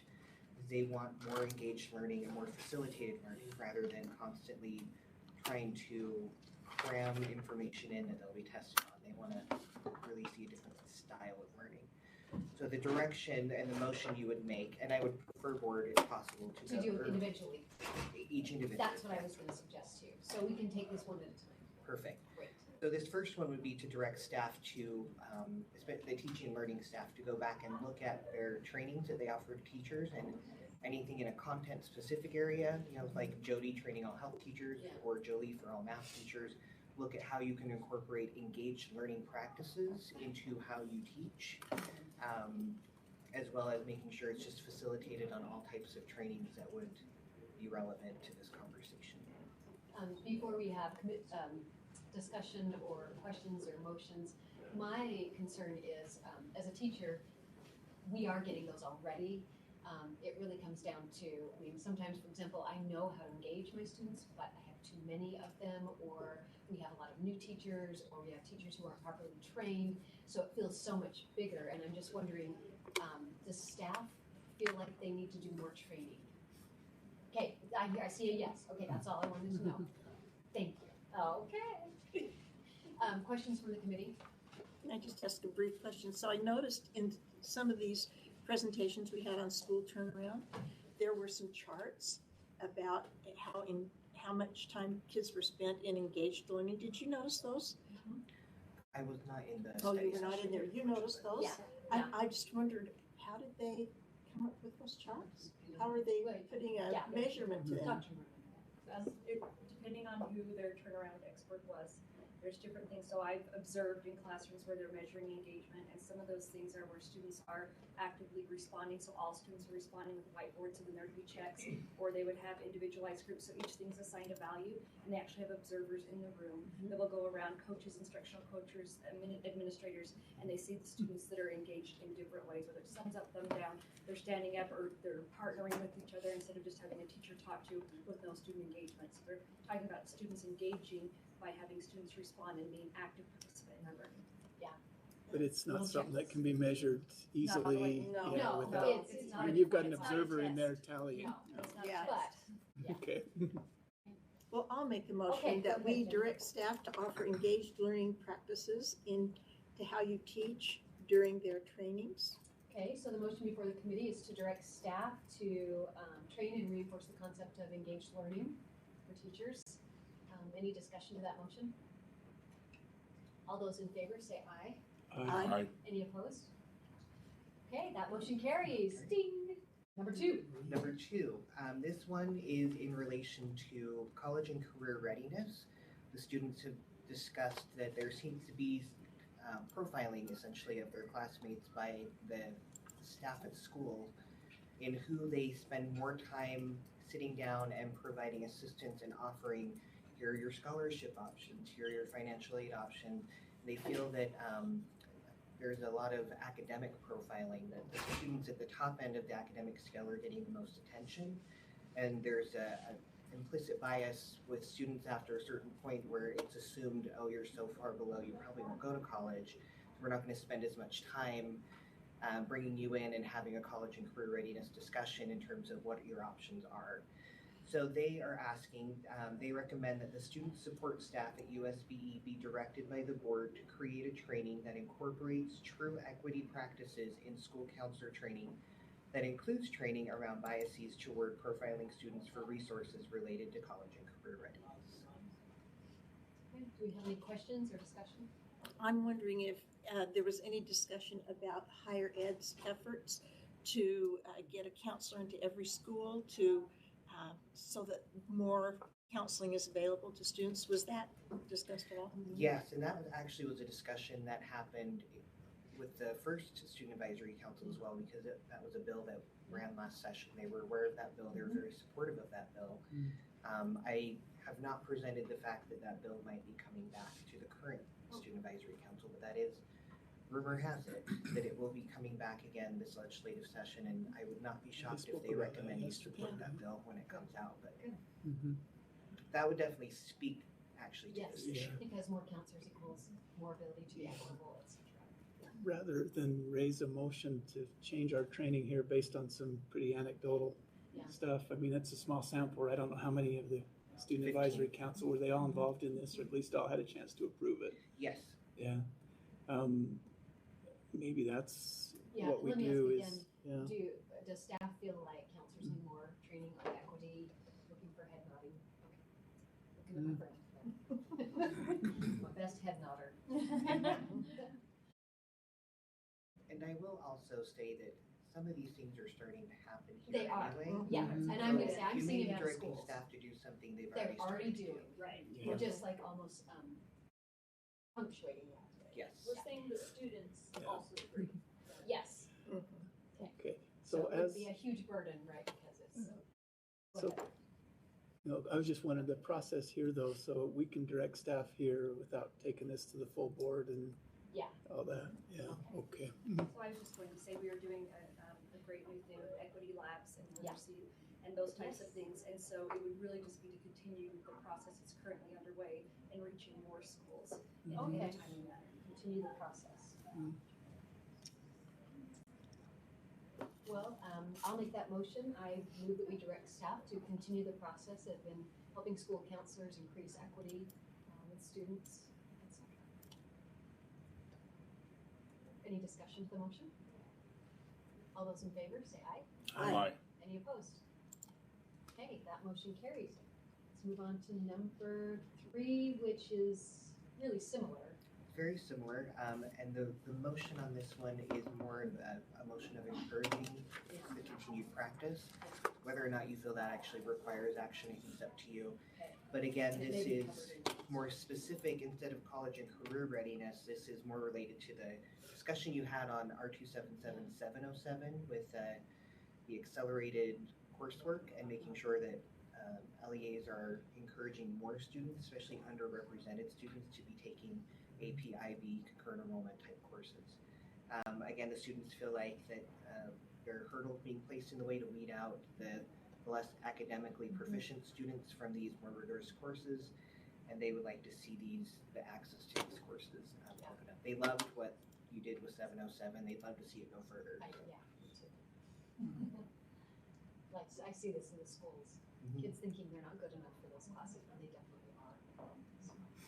So the official recommendation would be the board continue to look at expanding these types of requirements of greater access to support and to support any legislative changes that would seek the same end. And just as a reminder, you do have a budget request to facilitate what you did with 707 in terms of getting more funding for CE courses and AP classes and access.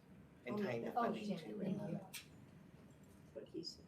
I believe he said, and he's gonna fill in the blanks for me, I believe what Janet said silently and what you said before is, the motion before the committee is to expand access to AP classes, IB classes, higher level classes, and to continue to support legislative changes that support these efforts. Correct.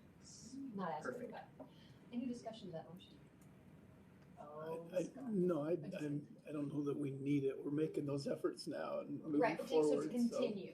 Yeah, just to continue efforts to do that, I'll Okay. support that motion to continue. All those in favor of continuing those efforts, say aye. Aye. Any opposed? Okay, Excuse me. let's move on to number 5, which is, I love that some of their actions are things we've already been thinking about. So the kids are seeing the same things we are. Yes.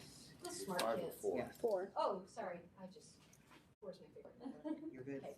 4 and Oh, 5. it's English language arts. Why am I skipping that one? That's what I was gonna say. I don't have to do the standards just yet. Sorry. So number 4 and 5 are going to be requests that went to slate 2 subject areas to be open for the standards to be updated, and a specific request of when you do, we want Yes. this particular thing to be addressed in the updates. So the first will be English language arts. The concern the students have expressed has been the divisive nature of the civic discourse in our country, and feeling as they're walking out that they're not really getting from English language arts the communication skills they would need to engage in that type of a discourse. Well, if they would listen in class. I was so defensive reading this one. I'm like, they're not listening to me. I'm sorry, I'm going to listen now. Okay, I got it. Increase communication civilly. Yes. Like me, I should. And there is also some concerns that as we move forward in a digital age, they're not getting a lot of the skills they would need to understand communication in a digital literacy framework, and how that would, they want better standards that will stress those skills. They don't feel like the standards have caught up with the world they live in. And they want that in the ELA. They do. Everybody wants something from us. So the recommendation would be to slate ELA for being updated, which you've Which it already is. done. And when you do, to stress, to include standards that focus on effective communication skills that students are not currently receiving to understand how to participate in civic discourse and proper communication within any given community, including digital communities. Yeah, we can't make that recommendation without going to the committee. I'm a part of the feedback for the committee in creating those standards, so maybe that could be better. Yeah, I think what they would like to see is a motion that you promise to We will consider this at the time and this pass the message along. Okay.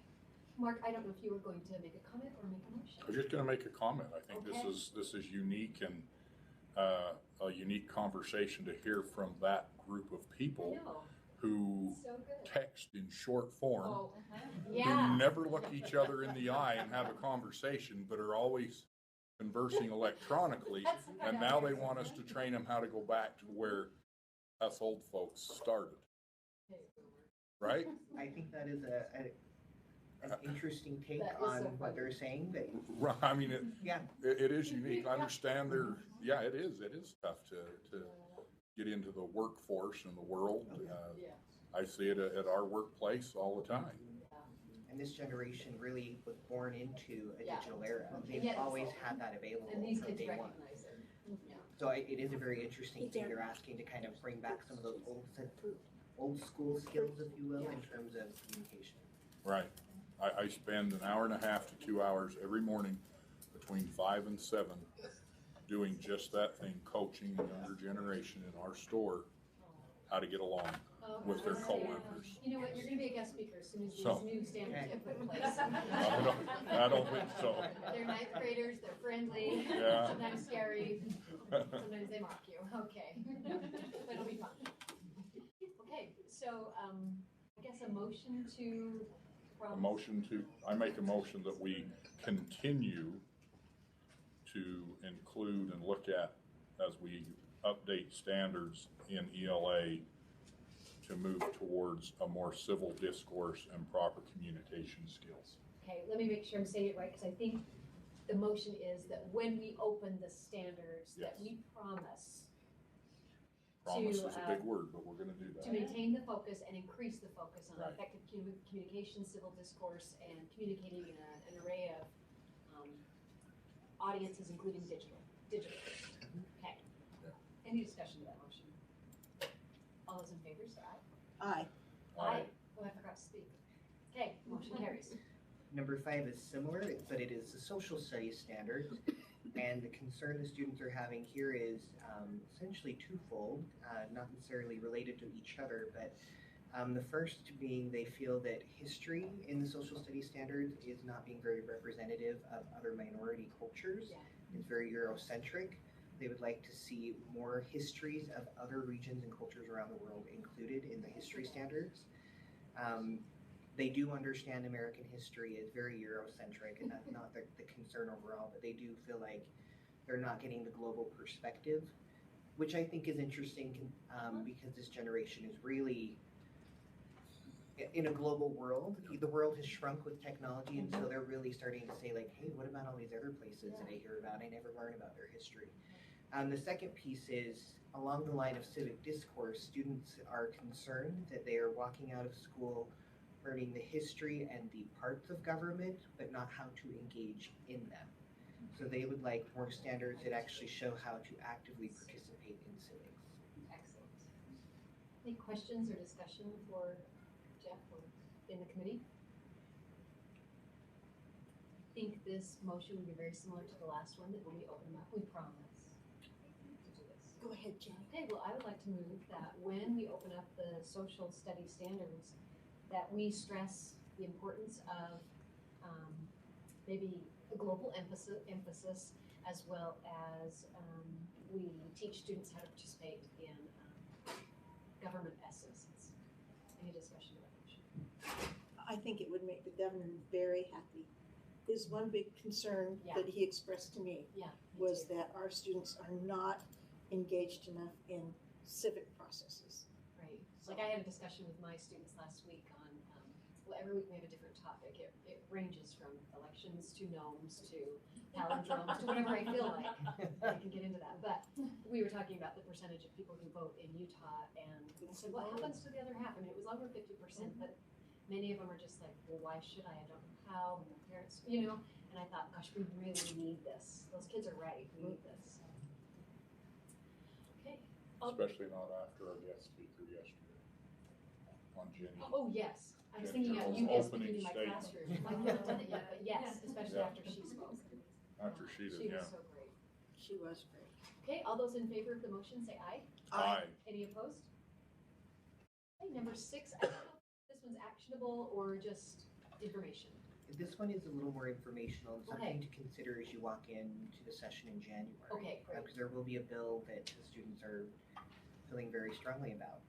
And the element of this is to go back to what the original recommendation was. It was originally an open letter to LEAs addressing the concerns students have about where Hope Squad has gone. In some schools, they feel that Hope Squad has turned into kind of a police force, that students are monitoring each other's mental health and turning each other in when they think there's a problem, and they don't feel it's their role to be the diagnostic team, and that that's their responsibility of their fellow classmates. They feel that their responsibility is to provide a positive and healthy environment for their fellow classmates.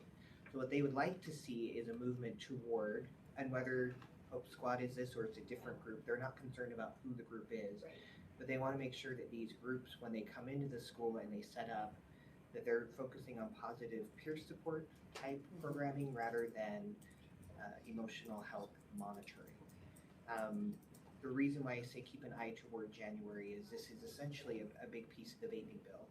As Representative Pulsifer brought this up yesterday, there is a whole component about positive behavior plans and requiring every school to have one and to have a positive peer support group with a stipend attached to it to be run in the schools. So the students feel that that would answer the concern they have. And so the request here is that you consider supporting that legislation when the time comes. I'll make the motion to do that, to consider supporting the legislation when the time comes. Okay. The motion of About the the vaping committee bill, is to consider the legislation when it comes to us in January, and I'm not sure, concerning positive peer support. Thank you, Patty, for whispering in my ear. That was really loud, so I wasn't here. No, I appreciate it. You always should do that. Just channeled myself. Okay, any discussion to that motion? Okay, all those in favor say aye. Aye. Any opposed? Jeff, thank you so much for Thank you. for supporting those kids. Okay, moving on to the CTE course standards approval. Oh, Talia is back in town. So I always look forward to this when we get to see the new courses that are being proposed, and Yes. go ahead and talk to us about it. Great. Talia Longhurst, Director of Career and Technical Education here at USBE. It's not just new courses, Yeah. it is our rotation. So I've put in your, I almost said board docs, in your agenda, the process that we use. This is our annual. I was telling Superintendent Dixon on our way into the meeting just now, this is kind of our dog and pony show. Yeah. This is where we come in and just talk about the courses that we've updated this year. What you see will be effective July 1 of 2020. That seems so far away and yet so close. But our process in CT is a little bit different than you're used to seeing in other areas. Our courses are on a rotation to be updated every 3 to 4 years, depending upon the subject area. And as part of that process, our specialists who are in the room, I'll let them introduce themselves in just a second, convene a group of subject matter experts, work with business and industry, post-secondary partners to go through, update these standards as necessary. Sometimes they're updated, sometimes you'll see an occasion where there may not be an update necessary. I'm thinking about some of the things that you're looking at as you scan through those documents today. You may see an occasion where we adopt standards of a third-party certification. For example, emergency medical technician here in the state of Utah is governed by the Utah Bureau of Emergency Medical Services. Rather than write our own standards, they have their own standards, and the certification exam that's required for someone to work in that industry, so we adopt theirs and link teachers over to that. So as part of our process, we present these to you in committee in November of each year, and then with the hope that you will move those on for full board approval next month. Let me have our specialists introduce themselves because you don't often get to see them and meet them. So let's start with Doug. Doug Livingston, I take care of technology and engineering manufacturing here. Great. Buddy? Buddy Dimer, I'm agricultural education and welding. We'll skip over Brian. He defected a couple of years ago. So Aaron? I'm Aaron Bodell. I do aesthetic photography.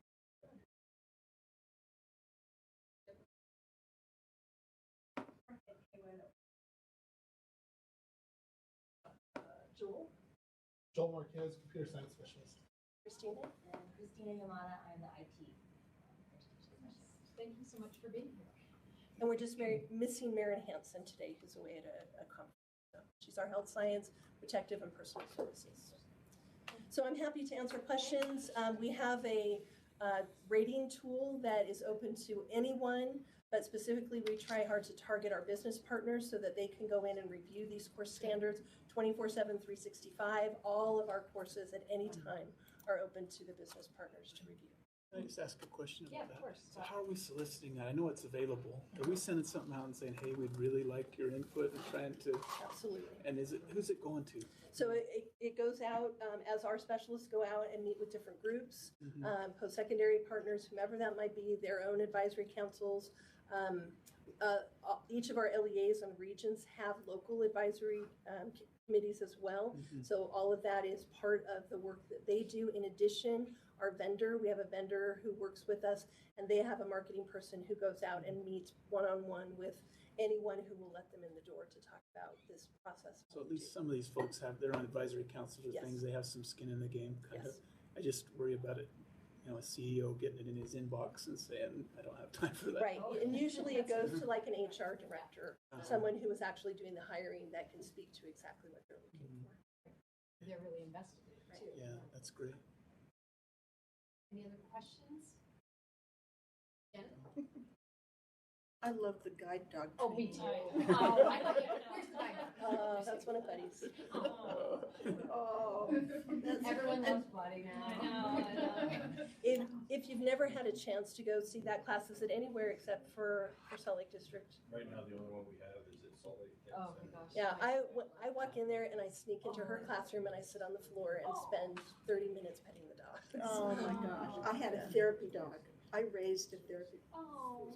And that's what the students are doing. They're actually raising therapy dogs. Yeah. Going to the systems guide dogs. Wonderful. Types of service dogs. do you have any relationship with the School for the Deaf and Blind? Not that I know of. It actually, I can't tell you the name of the organization, but it's the National Guide Dog Service Dog Organization. That's the guidelines that they follow. It's a very prescribed program. Yeah, I just wonder if the Utah Schools for the Deaf and Blind know about you guys, or if you could facilitate anything to help one another. Yeah, we'll reach out through Travis. Okay. Then the other question I had was that I noticed on several of these, you include here what changes you've made, and you've included some words, personal and leadership development. And I'm just wondering if you could flesh out a little more what your thinking is by adding these to your new course descriptions. Anybody want to speak to that, or do you want me to give it to you? I think that, again, was mine. Not quite as cute as guide dog. I think that we were given a request from Talia to make sure that we put 21st century workplace readiness, those kinds of skills. In the FFA world, the Aggie world, we call that personal leadership development. That's probably where that term came from. Nice. But that's what they are. Any other questions? I just had a comment. Okay. I mean, as I read through these, and I can't say I read every word, I skimmed through a lot of them. I just thought these are great preparation for life, even if that doesn't end up being your career. I wish I would have taken, Ag 1 and Ag 2 in there, because I'm trying to weld now and can't figure out what I'm doing, Wow. Not all that. I should go take your classes. Yeah, but just great preparation for life. I mean, these are awesome courses, and I think very well done. I like the way the standards put together. So. I think the other part that we, Madam Chair, may I speak? You can. Okay. You don't need that permission. Everyone else, Just Janet, kidding, they don't be need sure that. you ask. Who am I fooling? I think one thing that I like to see, having been a product of these courses and that, is the leadership that your student groups, your HOSAs, FFAs, all of those groups teach kids. I know that when I went through there, I had an ag advisor who coerced me into being on the parliamentary procedure team. And after I finally committed, he says, "And you'll be our chairman." And I says, "Why do I want to do this? I will never use this in my life." So I did as I went up and judged their parliamentary procedure contest at Utah State one year with the ag kids. Go over to an office that he had there and eat a little crow and tell him why I was there in my suit. Yes, I did. So if I may, first of all, thank you for putting HOSA first. That's my personal background. And then FFA, but aside from all of that. If you've never had a chance to come to one of our student organization events, we do regional conferences all the time, but also statewide conferences every spring. And we're adding Educators Rising. I don't know if you caught that yesterday on consent calendar, but Educators Rising will be a new organization that's coming to Utah this coming March. We'll have our first state conference. If you've never had a chance to come to one of those, come and just watch for a few minutes, come to an opening ceremony or a closing ceremony, or come and judge an event, we welcome you. I'll be happy to forward information. I always say I come out of those conferences feeling very, very positive and refreshed about the future of our country. It's really, really great to see those students in action. And we looked at the requests that the student advisory committee had given us to teach them how to be more civic in that. These are the type of programs that instigate that, but we need to see that more through the whole system. Yeah, excellent point. Yeah. We're looking for action on the agenda item. It didn't quite, unless you have more. No, I'm ready to raise a motion to send this out for 30 days. Is that what we're doing? No, I'm it's sorry. It didn't We don't say in the require that? action item. That's I on think the it's next one? to approve the revision process and Okay. Not to the process. The process and the courses. To approve the course standards Okay. for approval And by send it to the full board? Correct. Okay, I'll make the motion that we do that we approve the standards as presented today and move those to a vote for the full board. Okay, the motion before the committee is to approve the standards and send to the full board. Any discussion of that motion? All those in favor say aye. Aye. Opposed? Okay, thank you, Talia. Thanks, guys. Okay, the 30-day process is next. That's the one. This is 30 days. Yeah. This is Janice. broke I know, those. Computers. I gotta read Janet a lot has of a these, degree. read She a has lot a of these degree in in this 30 one. days. That CTE standard is too big though, you know it. It'd be Oh. nice to break that up. Okay, so we are looking at the 6 through 12 computer science standards draft, looking to send it out for a 30-day public review for community inputs, etc. So let's go ahead and hear what we need to know. Please introduce yourself. I'm Joel Marquez. I'm a computer science specialist at CTE here at the State Board of Education. So what you see before you is, again, the 612 standards. We've put these together. We held a meeting in early September with, I looked around the greatest minds that I think we have in computer science here in the state of Utah that are teaching, and also a lot of the some vendors as well, that are industry representatives that we had available to put these together. We're at that point now where we would like to send it to 30-day review and get feedback and see what we can do to use that feedback and beef these standards up even more. But we're pretty excited about what we have going with it. Again, this will be following the K-5 standards that have been released already and approved already. And so we're keeping that the same format, keeping it consistent. And the work that Ashley's done has been great and a great stepping stone to us getting these 612 standards available. And so with us starting the computer science initiative and getting that rolling, this is very important to get that out as well. Okay, do we have any questions? Have you looked at computer science standards from other states? We have. We included a bunch of I guess we researched a lot from Oklahoma, from Arkansas, California, Nevada, all over the map in the United States. So we have looked at a bunch of them, collaborated with a bunch of them, and also used the Computer Science Teachers Association standards as well. And so we've looked all over the place and made sure that we're pretty consistent with the nationwide standards as well. What my opinion was, I think it was Alabama who had some great standards. And for most of the others, I thought Utah's were far superior. Right. But other people had done, so it gave me great confidence in our staff and what we've been doing here in Utah, because it's really outstanding. But I'm going to read these all carefully. Right. And, we did make a recommendation based on also the K-5 standards, and so we did include passphrase in there. Yeah, I saw that.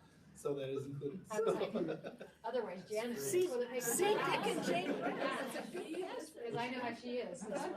But we did hear a lot of the CS for All conference. We did hear a lot of feedback from other states, commending us and what we're doing and how they're using Utah as a model nationwide. Makes me so proud of you. Boy, I think you deserve that commendation. You really do. I have a great And team. with that, I will make a motion that we release the 612 Computer Science Standards draft for 30-day public review. Okay, the motion before the committee is to release the 6 through 12 computer science standards for a 30-day public comment period. Is it comment period? Yeah. Any discussion of that motion? I just have Yeah. a couple of quick ones. As I looked at this, and I think this is very well done, I just had a couple, and they're kind of editorial things, but we may want to clean them up before we send it out. First one was on page 5, and this is maybe a question for you. We're on the inclusive computing culture. We say people from different genders, ethnicities, and abilities. I don't know if that's inclusive enough based on some of the other language you have other places. Do we want to put something about backgrounds or something in there as well to kind of open that up and not limit it just to those? Then I noticed in many places we've used hyphenated words, and they've, in the editing process, have ended up in the middle of paragraphs. And so we've got hyphenated all the way through the document. Probably better to put those hyphens in on the final draft of it and let the words float for a while. And then on 3.3, and I mean, this is really just editorial stuff. So overall, I thought this was very well done and ready to go out. But I can't stop myself from, as I go through it, looking at some of this. So page 7, the references on 3 at the bottom of that page. After students have had some experience breaking down and identifying sub-problems. I think their reference to 3.1 isn't correct. So I know that's also just editorial. As we go through, things change, and that might not have been picked up. So those were all that I had from my read-through here, and with those editorial changes, I think Sarah, those did can you just get be those? incorporated. So you can just incorporate those. We'll incorporate those for Yeah. the backup that then goes with this Yeah. agenda item to full board. If there's any others that are caught during that time, Yeah. please don't hesitate to let Oh, Joel and I know. Okay. So again, the motion for the committee is to release the 6 through 12 computer science standards for a 30-day public comment period. All those in favor say aye. Aye. Any opposed? That action passes. Thank you guys. Thank you. Oh, draft 2 is amended. Yeah. Draft 2. Yeah, because okay, draft 2. I didn't know if we were doing it for another draft. Okay, whatever you say. Got it. Hey, committee, are you guys okay to go one more before break? If you wanna go to break, I've got some audio that I wanna test. Okay, rather do you know than what? waste your Then time let's trying to do a it while 10-minute break, and then we'll be Okay. back at Okay. 3 o'clock. Let's do, okay, let's try to do 3 o'clock. This isn't Norley. Yeah, 8-minute break. I think we should do that for like the center, like. My watch is telling me time to stand up. Oh, that would be fun, like a party in the center. Everybody has to read one thing. One of those as well. I would do that. Are you guys okay with that? Put that on the agenda. Yeah, Sure. I'll do it. It doesn't have to be home cooked, right? 'Cause, No. Well, actually. Unless it's I got Japanese. connections. I got connections. Never mind. Cheesecake. I got a good connection. Okay. I'll do it. Unless it's your ginger snap. Oh, Ginger snap cheesecake. Oh, yeah. What are you guys doing for Thanksgiving, Mark? What are we doing? Yeah, do you have plans? I haven't been told what I'm doing yet. You got the whole crew at your place? Yes, actually, my daughter is coming to have some surgery, and she's having surgery the day before Thanksgiving. And then they're staying at our house till Christmas. So we're gonna have a You're the big master party. at it. We're That just sounds gonna great. do a lot. I will cook whatever they want, but one will be a turkey. I always Oh, have yeah. to be a turkey.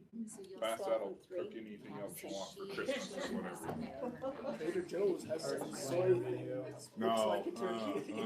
no way, no tofu turkey, sorry. It's done. That would be a hard day to be a vegan or vegetarian. Any day's a hard day for me to be that, well, you can tell by my size.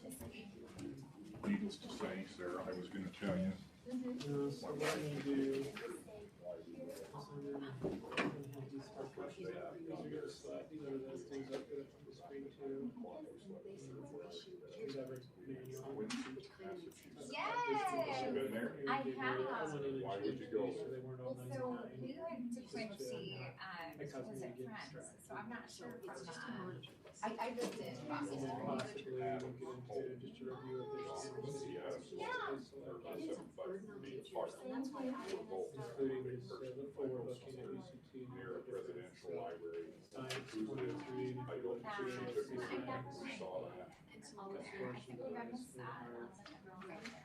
If you're a history buff, Until Aaron, I don't think I'm gonna Check it out, why I haven't left his it. modeling channel, especially there. you look like an 11-year-old. How can you have an 11-year-old? But he is immersed in history, so that's what we did for family vacation. We actually, we spent time in San Antonio doing the Alamo, and some of the others, my family's from Texas, so. And then I was So you've been to the Bush's Library, the Johnson, Johnson, Yeah. and the funny thing was, is we drove from See if I Dallas can down find to it. Yeah. the George H. W. Bush. Yeah. And my wife just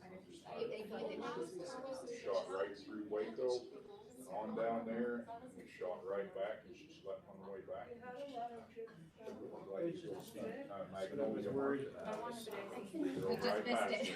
Slept right through us. Should have spoke up. Yeah, no, Okay. Texas is our home, but if you come across other places, let me know, because I have an 11-year-old who is constantly like, where are we going next? HBO. Okay. Called John Adams. I've seen it. You've seen it? I haven't shown you him yet. I think if he's a bit of a history buff, I don't think there's anything too bad in there. Yeah, no, I think when it came out, know how to get the still like, audio to very play on sad, this. yeah, yeah, so I think I was a little nervous with even the guns and stuff like that for him. I think Zach, he was in love. Yeah, so he actually, what's interesting is he was a senior, he wants to see this. It's not rated R, the one that just came out. And I'm like, I feel like I may need to see it first before I take you. But he's like, Mom, his reflection, he's like, Mom, that's good. Well, I'm done. Thank you. Yep, thank you. Okay, try it again. It's playing. Okay. Oh, you shut it off down in the corner. Down where? Like, click on that one. Excuse me. Proficiency as content and Maria will reach for This multi-year timeline includes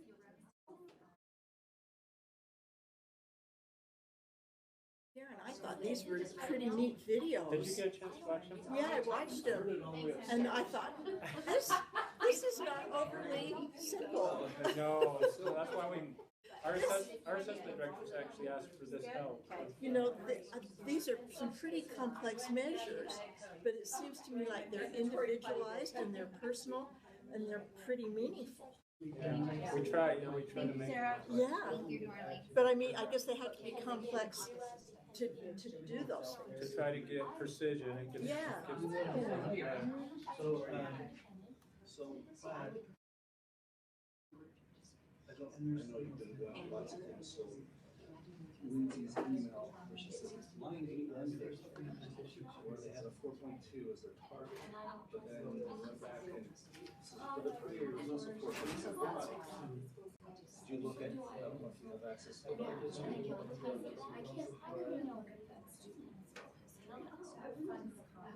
Oh, that's. Yeah, that's what I assumed that their priorities were. Really, it's just a basic workout for now.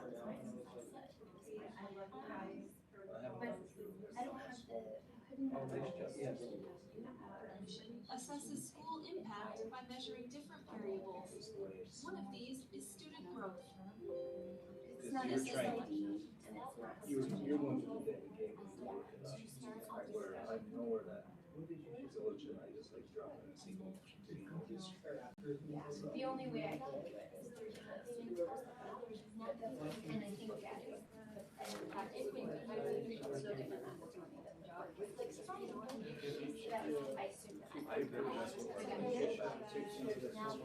Great, thanks. Yeah, and it's possible. And I had proficiency levels that can shift around.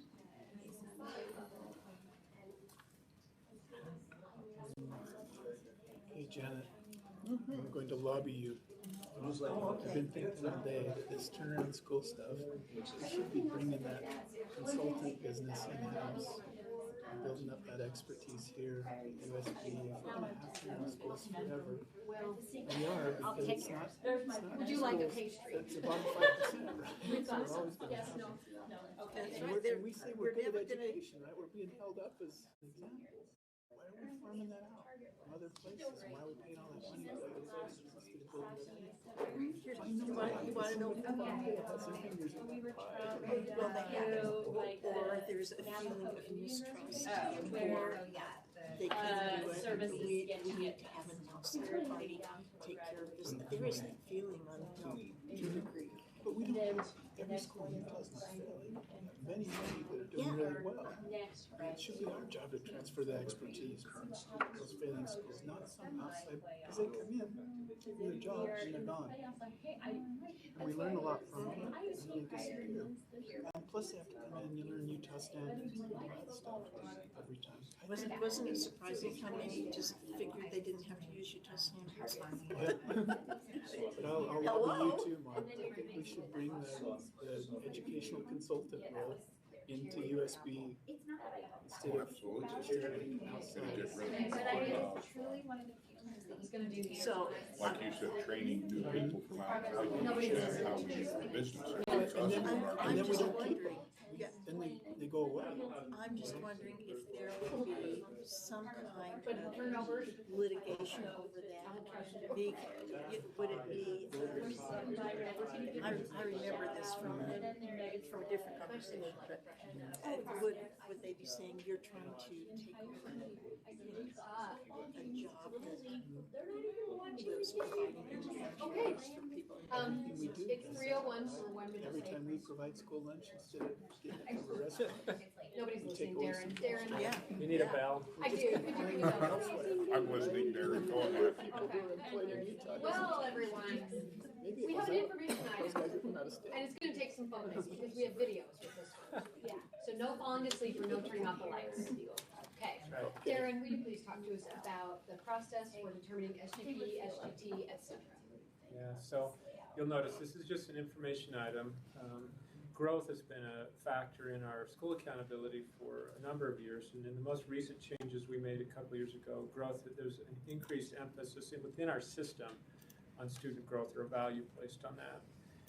So what we try to do is calculate how much learning a student made in an academic year, to try to make some kind of a correlation back to their experience in school, the influence that the classroom or the teacher had on them. So that's the overall goal of trying to look at student growth. It gets fairly complex, and so I wanted to talk and review this with you, and then talk to you about, as Aaron referenced earlier, that it seemed like every year there's tweaks that have to happen when he was talking about turnaround. In accountability and in assessment, sometimes we have those as well. So I want to talk about an issue that surfaced as a result of our new high school assessment that's related to growth, and just make sure that's a public issue. We're going to deal with it with the staff. We believe we can address it within the authority we have as staff to do that. Excuse me, but we want to make sure that's done in front of our community. In the attachment, I put 2 links to video explainer videos that we've created. One of these is our newest one, and it's the SGT, Student Growth Targets. I want to show that. It's just short. I think it's less than 3 minutes, right around 2 minutes and 21 seconds. If you had a chance to watch it already, those of you around the room might not have seen it, so I want to show that. The audio is going to be coming off my computer. We were never successfully able to get it off to the speakers. State Board of Education assesses school impact by measuring different variables. One of these is student growth. This is the level of academic progress students make annually in English, math, and science. To measure this growth, we use student growth percentiles, or SGPs. SGPs are the measurement tool that we use to create student growth targets, or SGTs. SGTs determine the rate students must grow in order to achieve or maintain academic excellence. They're tailored to each individual student based on their specific level of proficiency each year. For example, Thomas and Maria go to similar schools. Thomas is performing well and demonstrates academic excellence. Maria isn't performing as well and has fallen behind in reading and math. Both students get a series of annual SGTs measured over multiple years. These yearly targets make it easy to see whether they're making enough growth annually. If both students reach their targets, Thomas will maintain proficiency as content increases in difficulty, and Maria will reach proficiency within 3 years. This multi-year timeline ensures targets aren't too easy or too difficult. It allows targets to be challenging and achievable for both students. By measuring growth for all students, schools can see where they need to focus their teaching and provide support. Each year, schools get a school report card that shows how they're performing across a range of indicators. Growth is reported as an index score that combines SGPs and SGTs. The report card, combined with individual student performance, conveys the overall strengths and areas of needs of a particular school. It gives parents and families a more accurate picture of their child's academic experience so that all students can reach their full potential. For more information, visit www.schools.utah.gov. Okay, so that's a resource that's newly created, and it comes at the request of our assessment directors, because explaining the student growth targets can be very confusing, even those who work in this as part of their work day after day. So this has been created, we've published it, distributed it through assessment directors. It's on our YouTube channel for the State Board of Education, and as you get questions from your stakeholders, it might be a tool you could reference with them. Yeah, just one quick question. Yes. So they get that target, but they get it in all three areas. Yes. Yeah. Yeah, and so that's a good question. The target also can't start until you have a baseline year. So third graders don't have a student growth percentile because it's their first year in the system for language arts and math. And then the same thing happens with science. There's not a student growth percentile in fourth grade for science. But then the second year, because you grew up in the other video, talks more about student growth percentiles, how those are calculated. It's one of the tools that's available in assessment to do that. So, yes. So, yes, just a quick yes. Go ahead. So, if I'm understanding this right, a higher performing student in a certain area would have a lower student growth target to maintain proficiency.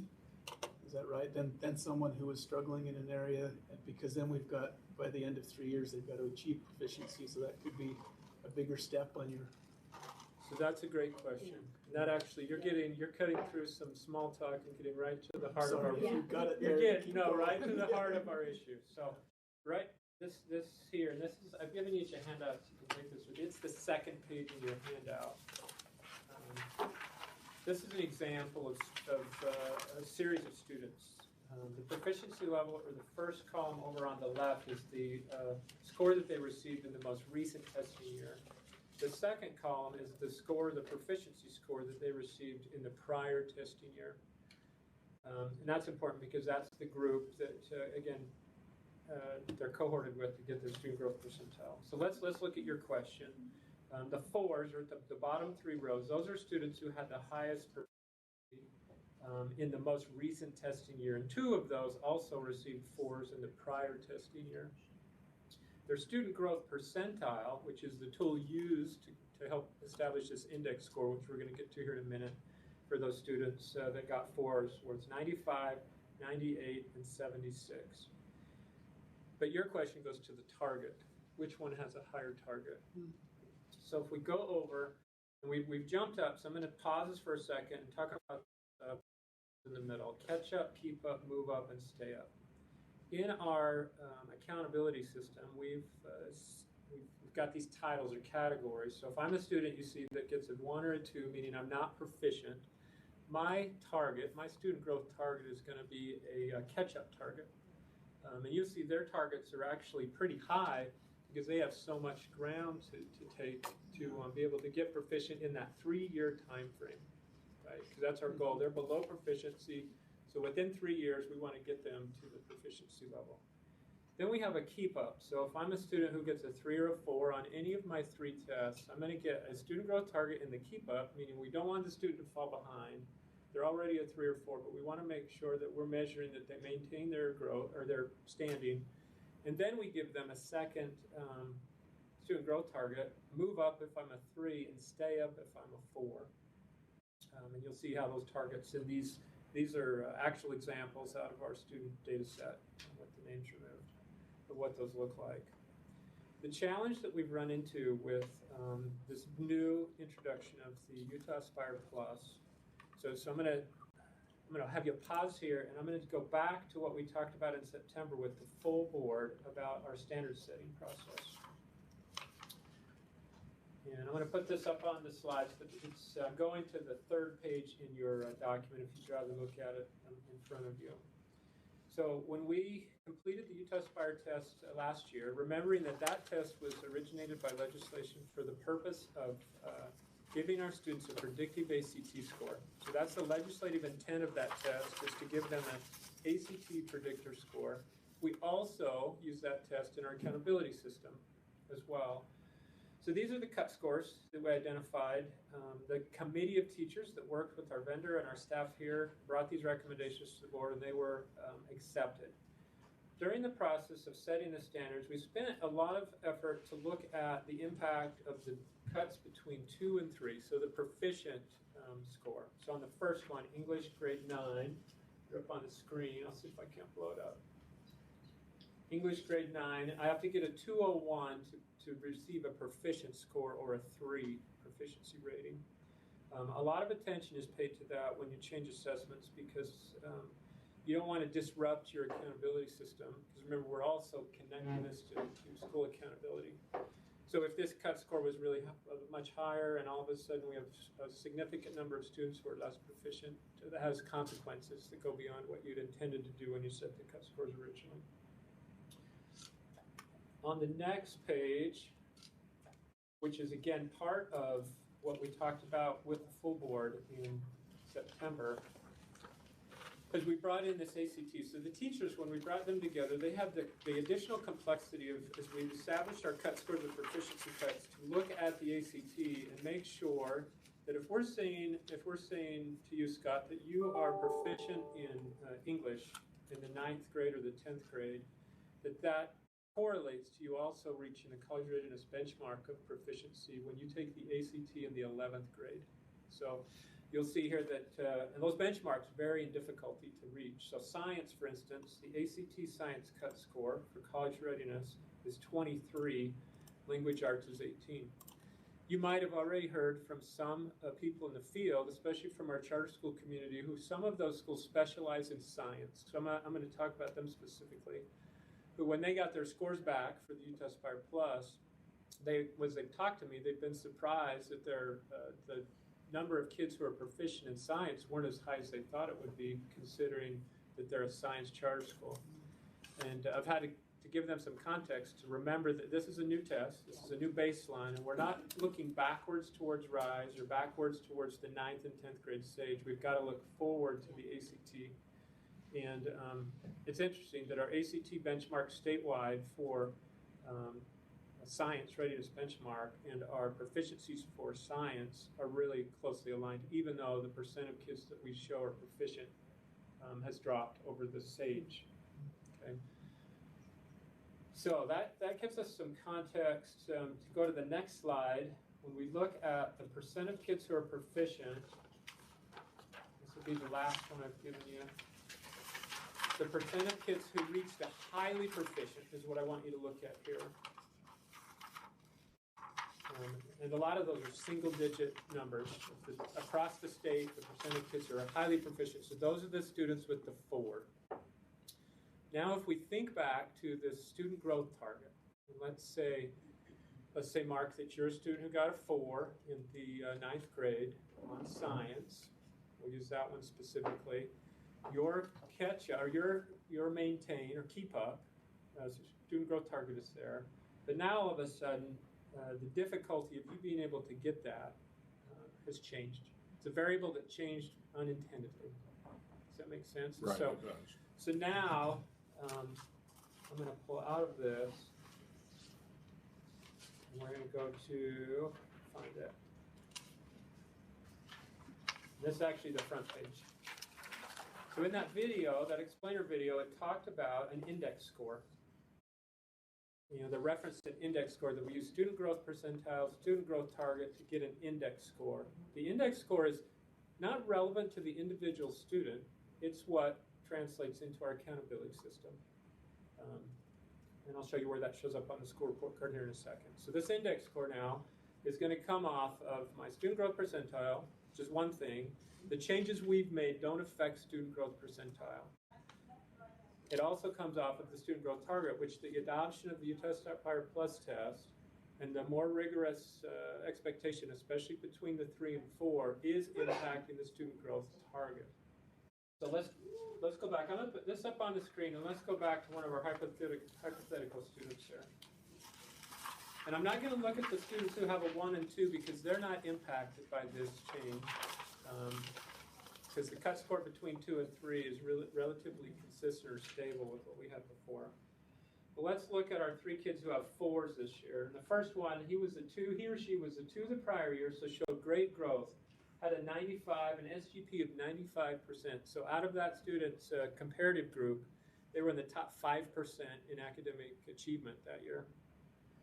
Then we look across to the stay up, and they needed to have an 82 to be able to meet their target. So if we look at the chart up here above, to be able to get, so they met their target, so they're in the column that says met their target. They met their target, and so they're going to get a 1, an index value of 1 that then goes into the school accountability system. If they had not met their target, it would be a 0.75 is what they would get. Let's go to the next one, is a 98. They needed a 94, they met their target. And the next one is a 76, met their target. Let's go up to the 3s, because I need to get one that shows you the complexity of this problem. Let's go to the student that had a 3 and a 3, and a 75 student growth percentile. 75 student growth percentile, so they had a range, SGP range of greater than 65, so they're on the top row. If we look over at move up, they were a 3, so we wanted them to move up. We set a student growth target for them to advance. It was a student growth target of 97, which they did not meet that. And so they would get a 0.75 on their index score. So what we've got is this complexity that's going on, unintended, that we've got to deal with as your staff. One of those potential possibilities you'll see on this sheet, this handout. Let's see if I can go back to it. Because what we've been doing is giving our students, and I've got Anne Michelle Neal and Aaron Bruff here to correct me when I make errors, and also to answer questions that you guys have. What we've been doing, if you were a 3 or a 4, you would get 2 student growth targets. You would get one that would be in the keep up, and then one that would be in the either stay up or move up column. And you'll see there that the stay up or move up are much more aggressive student growth targets.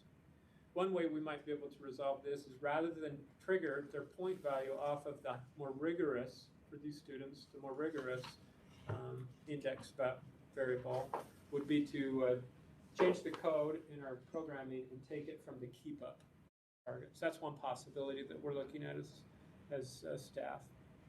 The reason that we're coming to you today with this is we are scheduled right now to release the school report cards to our LEAs the first week in December, which will happen before we have another board meeting. So again, it's not, if we're listing it on the level, the seriousness of problems we deal with here, it's minor, but it's something that we've got to address. And our goal is to stabilize and be the least disruptive on our accountability system as possible. So what is the value to you of indexing these scores? What does that give you that's helpful? So that's a great question because I skipped this part of our conversation. So when we take that index score, this is the school dashboard for my kids' high school, and that index score comes into this variable that tells our communities and our schools what does growth look like in your school? Were they exemplary? Were they typical? Were they commendable? Do they need improvement? So that index score, there's more complexities behind this, but that's where that data goes, is to this screen to let our community know, does this school have commendable growth, exemplary growth, typical growth, or is there something that they should pay attention to? So you tally all the indexed growth for all of the students, and that's what we're looking at here. Okay. Yeah, and then it triggers that rating that goes on the screen right there. And I don't know if either of you want to add to that. So help me understand. So the question that we want to answer today is there one, or is there? No. You're just giving us. No questions answered. We don't need to answer anything. My goal is to make sure that we're being transparent with you as our employers and as our community. This is a public meeting, so it's to be really transparent with our community. That this issue's here, we're aware of it, and we're going to address it. We'll communicate that to our stakeholders that we deal with on a regular basis out of assessment accountability. And then also to let you know some of the tools that are there to communicate to our communities to how to understand these student growth targets.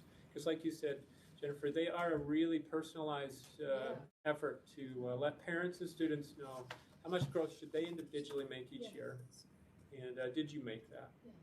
The other complexity here is as you get to the end, so if we think about a 3-year trajectory to reach proficient, if I'm not proficient, as those years get narrower and I get 2 years and then 1 year, it gets really challenging for students to meet their target. But cool that your kid's school is exemplary. Yeah. I was thinking that too. I'm sure it's all my daughter. Yeah, I'm pretty sure that. She's the school of one. Any other questions or comments Or guidance. You know, we don't have a specific ask of you, but your thoughts as board members as we work through these issues. You know, we take those into consideration obviously as well. Can I just have you help me understand a little bit? The last one on this sheet, I'm having a hard time wrapping my head around it. So he had a 4 the year before, he or she.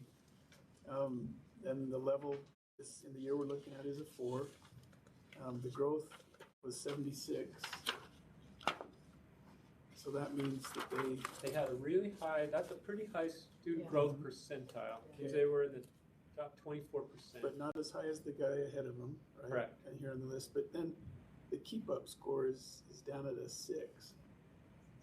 Why is that one so different than these other numbers? So let me try to attempt to answer this. What we don't see here is the scale score that's behind this proficiency in so there's a range of scores, and I don't know, it's in the hundreds. So let's say it's 700 to 900 is the scale. And so each of those, even though they both have 4s, they're on a different. Somebody just barely bumped into the 4. Potentially, yeah, or somebody might be right at the top of the 4. Okay. I don't know if that's the full explanation, or Aaron, as you work in data, if you see another possibility there. So again, looking at this last row, you're probably looking at a student who's at the very top of the scale. Mm-hmm. And you're comparing that student with all other students within the state. And they didn't perform at the top 1% compared to everyone else. They performed at this 74th, 76th percentile level, which just means, one, they're incredibly high. Now, for them to remain proficient in the next 3 years, their growth needs to be, that's what that first one still has to keep up, that growth score needs to be above 6. So not much. It's not much. Right. Because they're already so, For you to maintain that highest level score, you have to be, looking across, you have to be a 56, which still says more likely hypothetically, we're saying, yeah, they're going to make it. That's a little bit lower. Yeah. If I went up 1 level, so I'm looking at a similar score inside of there where I've got a 4 and 4, again, very high performer, and according to that group of students they're compared against, their SGP was in the top tier, top 2%. From Korea. Yeah. Okay. Of that top 2%, to stay at that level of proficiency, because they might have just been moving up there very quickly. Again, I don't know if this is language arts, math, or science. These are random polls saying these are examples. It's saying you have to stay above a 57 to stay. You've got to have this projection level of growth above this level. Make sure that you are still proficient, because this is individualized for every student that we run through compared to the cohort, similar scores, and projection of course taking patterns that we see inside of there. So that's what it's saying is, again, for you to stay proficient, you should stay above a 57 growth, because you're comparing against this group and you can see that there's chances of maybe dipping. But for you to stay at that highest level, you have to have a growth of a 94%, stay up there in that 4 level.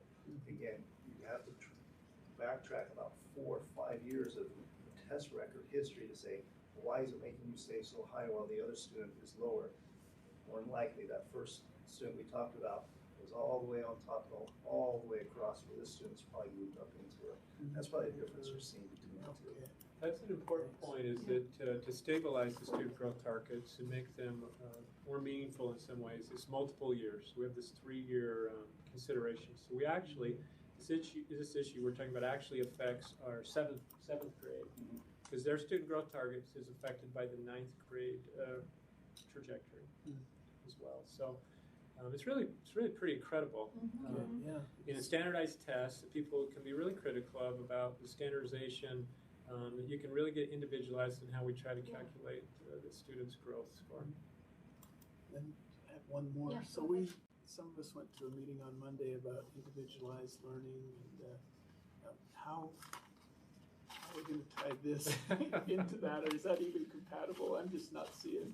I mean, in that case, the person would move along at their own pace, basically, and that's one of the big questions I have is, at the end, if they're moving at their own pace, we run out of years in school, and they just don't achieve proficiency, some of them. And student growth percentiles requires a cohort or a group that's in the same bucket of thousands of students. So that student on the last row, or any of those students, they're being compared only to students who have the exact same scaled score from the previous year, not the whole bucket of 4s and 3s, but statewide, students who had a scale score, let's say 798. That's the cohort group that student now is in the bucket with to determine their growth percentile. So we've got to rethink all of this if we truly move to that kind of Yeah. model. I think your colleague here had something to add. Yeah, having worked with the Personalized Teaching and Learning group, I think that student growth percentiles and student growth targets can be very helpful in instruction and helping teachers understand the amount of growth that students need to either make or maintain to stay on that pathway toward proficiency or remaining proficient. So I think it can be a very informative point of data. But they'd be a cohort of 1 though. Is that right? In a personalized Can we learning. do it? Yeah. Okay. Yeah. I do think it's interesting because the more we look at what this all means, the more we see that it's not just standardization, it's really individualization. And I mean, as a teacher, sometimes it's like, oh, standard test, cookie cutter, but really this is so personally meaningful. And so thank you for that information. I really like to be reminded of that. Any other questions or comments, guidance, concerns from the committee? Okay, thanks so much. That really was informative. Okay. Jeff, if you want to take over driving again. Okay, just point of information for committee, we have about 5 items left, so just keep that in mind as we're going along. And we are on item number 7, which is R277623 School Climate Survey Amendments. Okay, this one we've talked about before. Is this one Ben or Jeff? Can you switch to the Oh, sure. policy first? You want us to go to? The impact Okay, policy. okay, let's do, item number 8. Okay, so this one's going to be, oh yeah, Board Policy 5002, Assessment and Accountability Policy Advisory Committee. Looks like in this one, we are reviewing the current assessment and accountability policies. That's what this committee does. Yeah, and specifically, so this used to be what was called a board resolution, which establishes AAPAC. And a few months back, the Law and Licensing Committee made a recommendation that the board go through and change a number of resolutions establishing committees into policies. And so that's what we've done here, is we've taken the old board resolution and we've created policy 5002, which kind of implements that committee continuing on and makes a few changes to that were recommended by board leadership and by feedback from Darren. So if you have questions about what's been done here, we'll be happy to answer those for you. Okay, thank you. A chance to pull it up. Committee members, do you have questions? Yeah, Janet? So I remember reading through here, and when I chaired the Standards Committee, I had no idea that the chair of Standards Committee was supposed to be I in know. APAC. I saw that too. And then the year after, I finally got clued in that I was still, or my assignment from board leadership was still to serve on APAC. So I've been serving on APAC, but I'm neither It could be the vice chair or the vice chair of standards. And so I'm wondering if, how would you like to deal with that? Because It's a great question.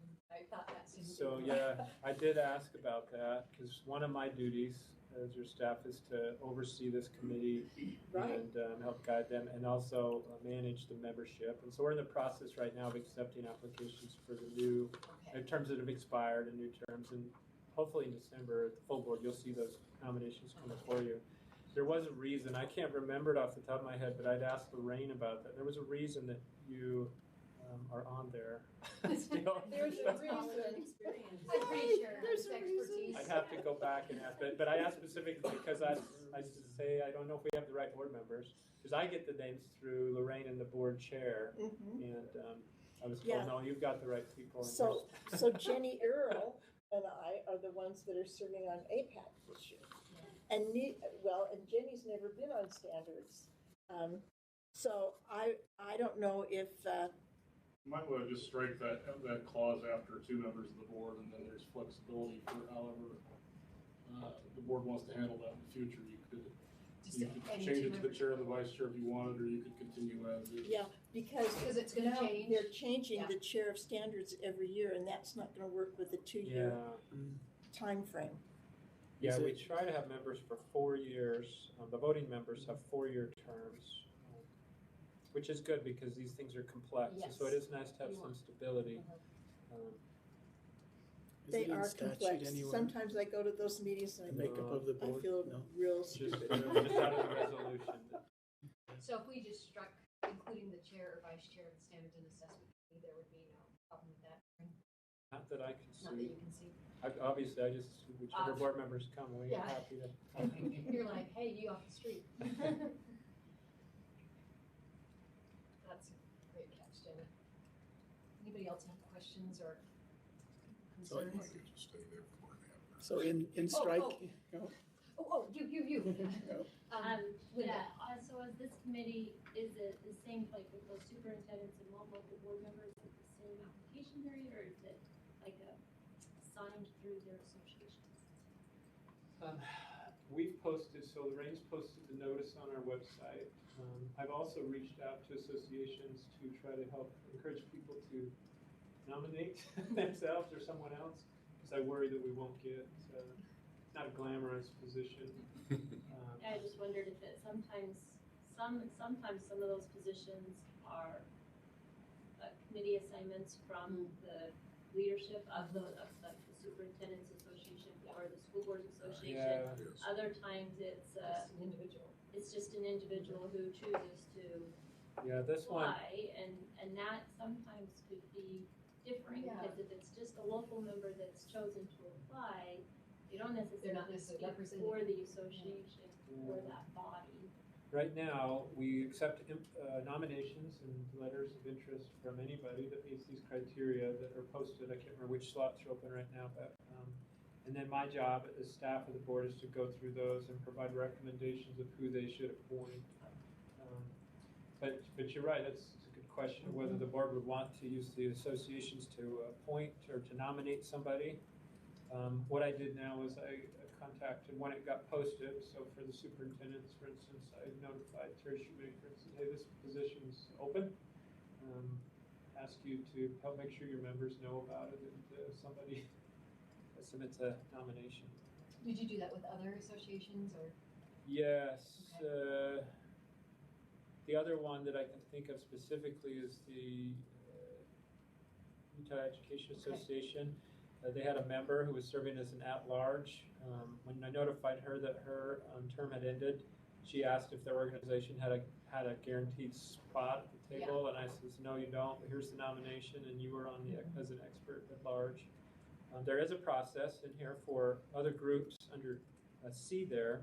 Another group may request to come to the board and say, give us a protected spot or a guaranteed spot at the table. So there's a way for groups to have that happen if they wanted to. Okay.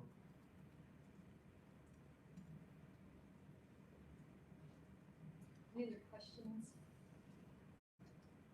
so do we want to address that and have those representatives be nominated by their director or nominated by the problem of having just an at-large board member from somewhere apply and be pulled in without maybe clearing that with their board chair And yet, or it with would need this to be Utah too School prescriptive. Board?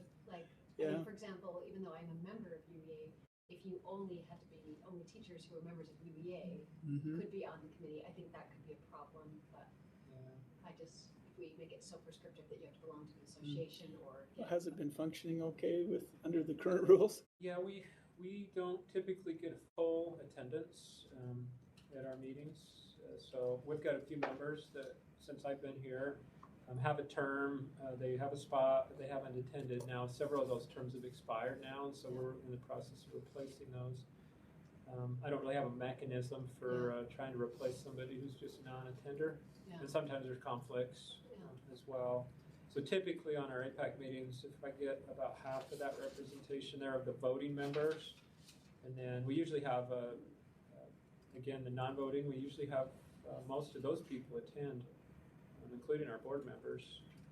That's the only thing that I'm not sure how to deal with is when I have members who aren't participating, they were nominated. I don't feel like I should tell them they should resign. You know, it's a little awkward for me.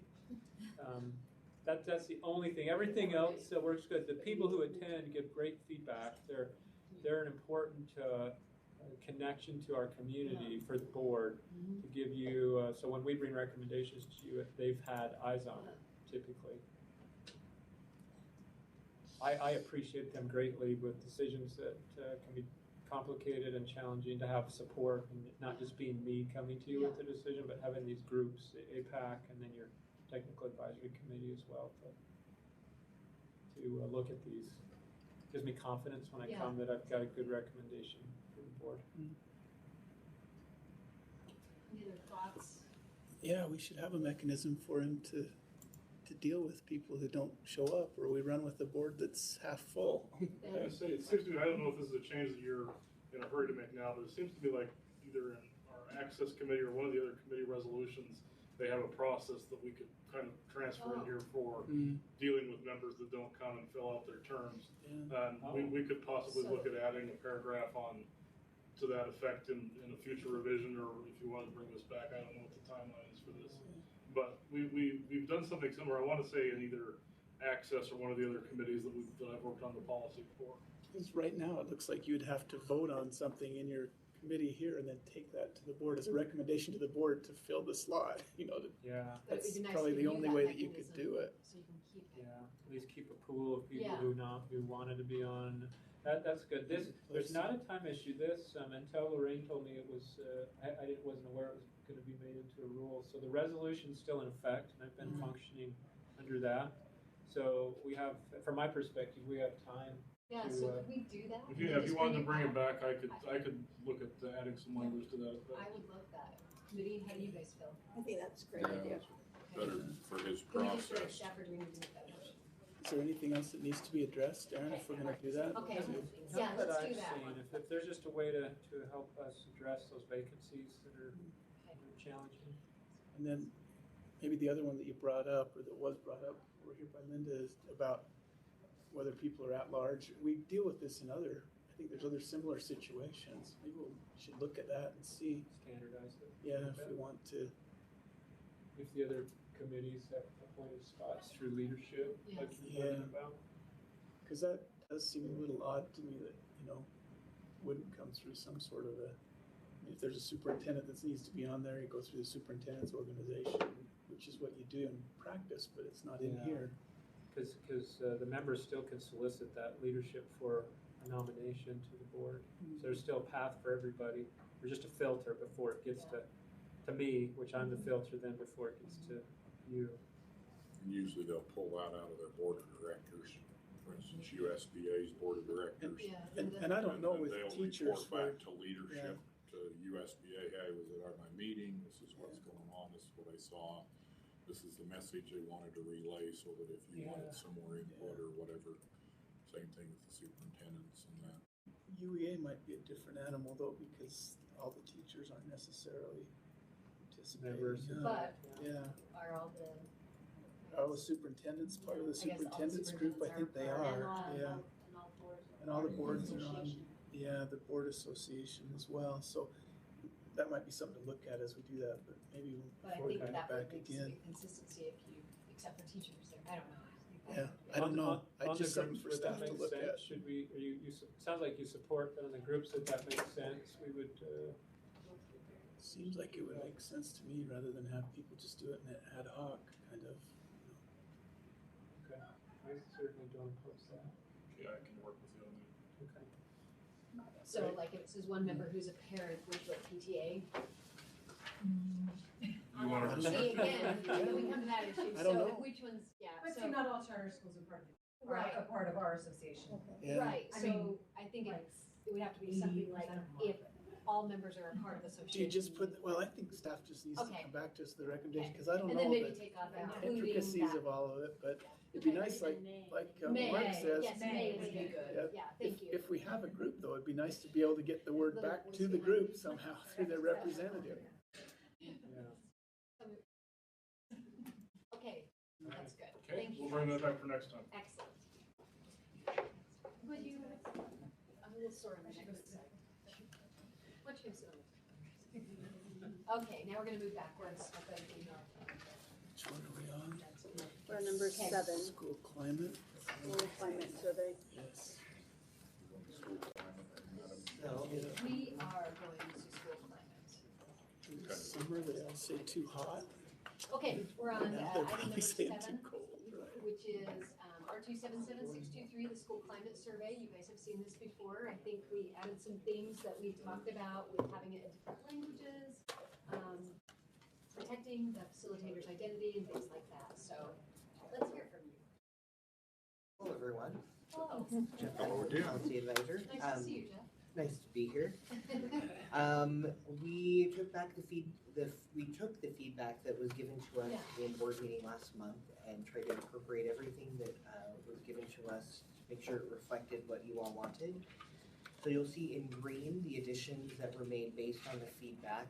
So on line 39, the feedback was made, I believe actually by board member Scott Hansen, to make sure that if an LEA adds in their own questions that it's consistent with student data privacy laws.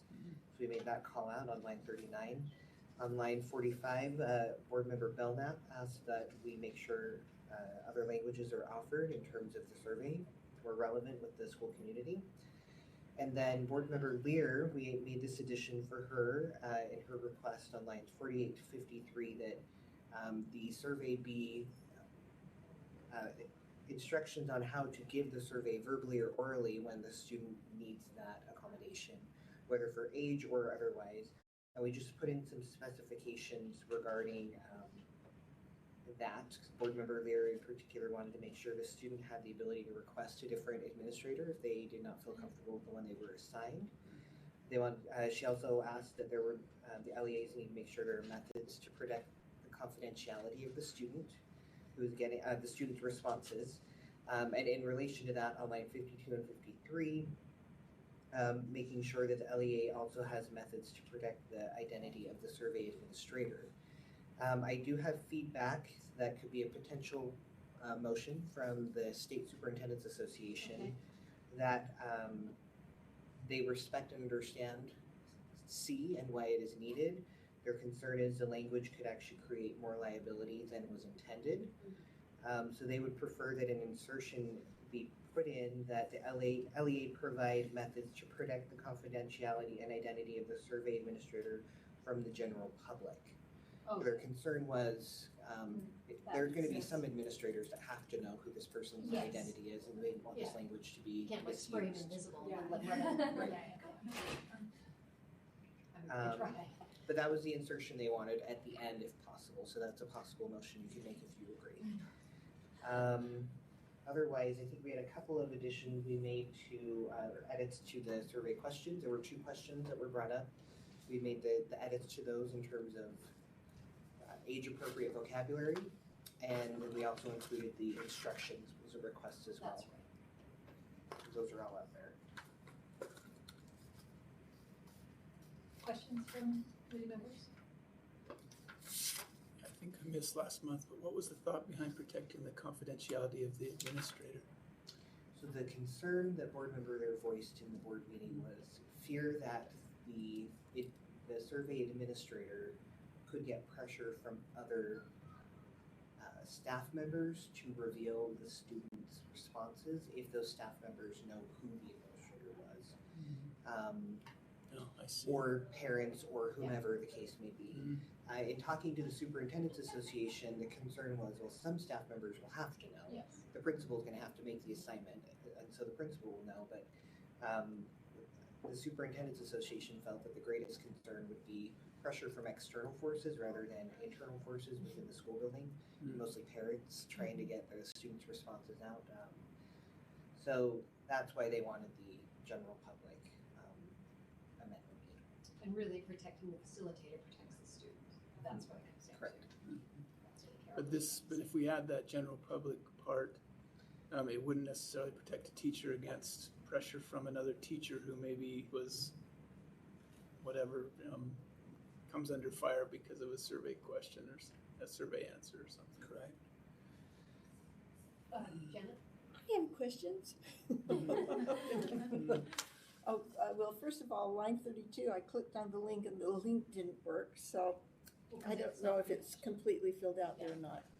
So the link is not complete. Yes, I and we're thought still that might working be- on, we don't want to post the survey questions until you approve them. So Good plan.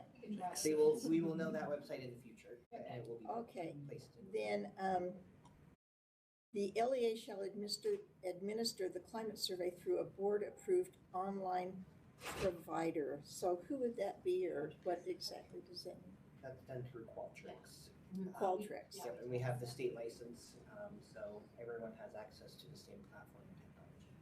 Okay, then, line 57, the LEA shall provide the survey to the lesser of 35% of the student population or 400 students. And it's to be administered to a valid sample. So can you explain to me how that becomes a valid sample?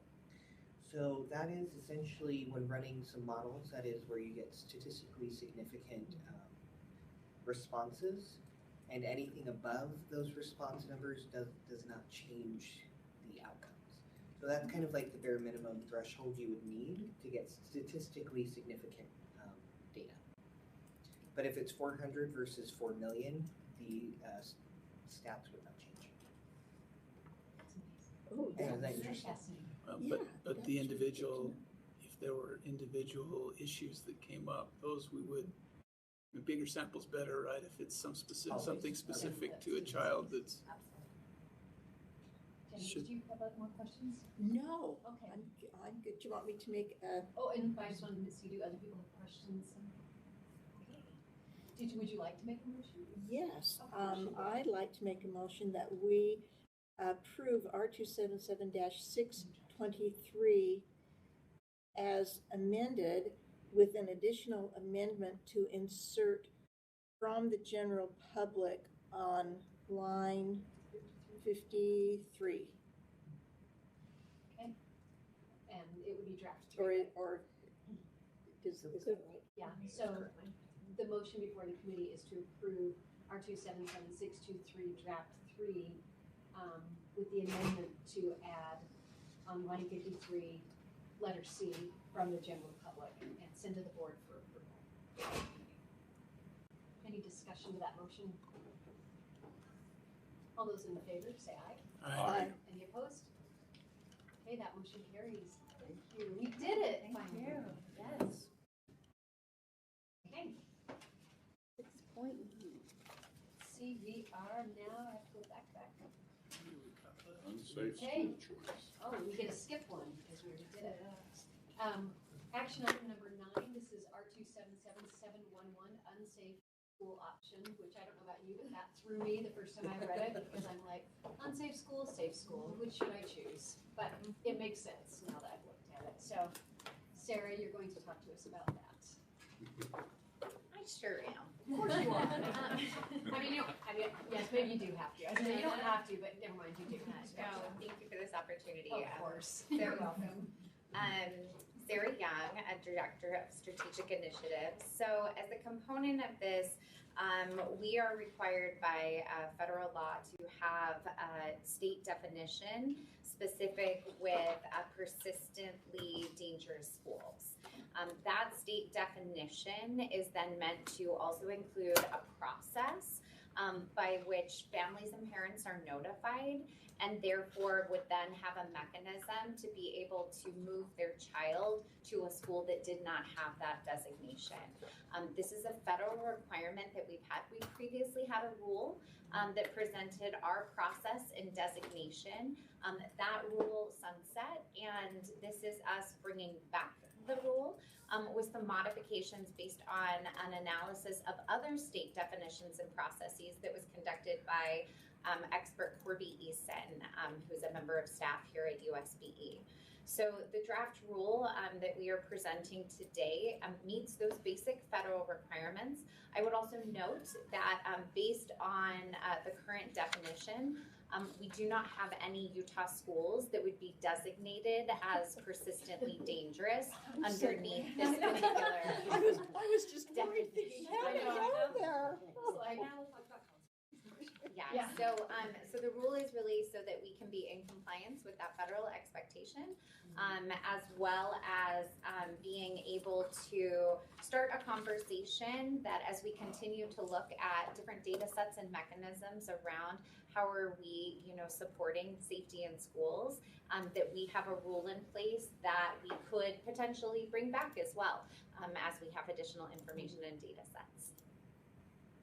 This might be silly, but as I was reading along, it said, so that a student may choose without penalty to go to a safe school. But what if they chose on their own? What would be the penalty? Okay. Athletics would be one. Oh, athletics, that's right. Silly me. I shouldn't. But That's are there fine. other penalties besides athletics? I think that would be the big one. I would also note that you should read this rule with the lens of the Utah state law over school choice already being the law. Yes. So this rule actually may feel slightly redundant because Utah is probably one of the more liberal states when it comes to school choice option in terms of what is offered. This doesn't really enhance anything that already exists. But this is a federal requirement tied to federal funds. Yeah. And to add on to Sarah's statistic that no school in Utah would be identified, since this law passed nationally, no school in the nation has been identified by any of the state's definitions of persistently dangerous schools.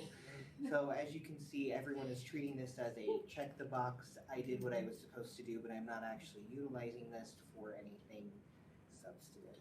But that is an interesting stat to note. Fascinating. Scott? So in audit committee, we just got a report out that said that we weren't able to collect a lot of data that's very similar to this.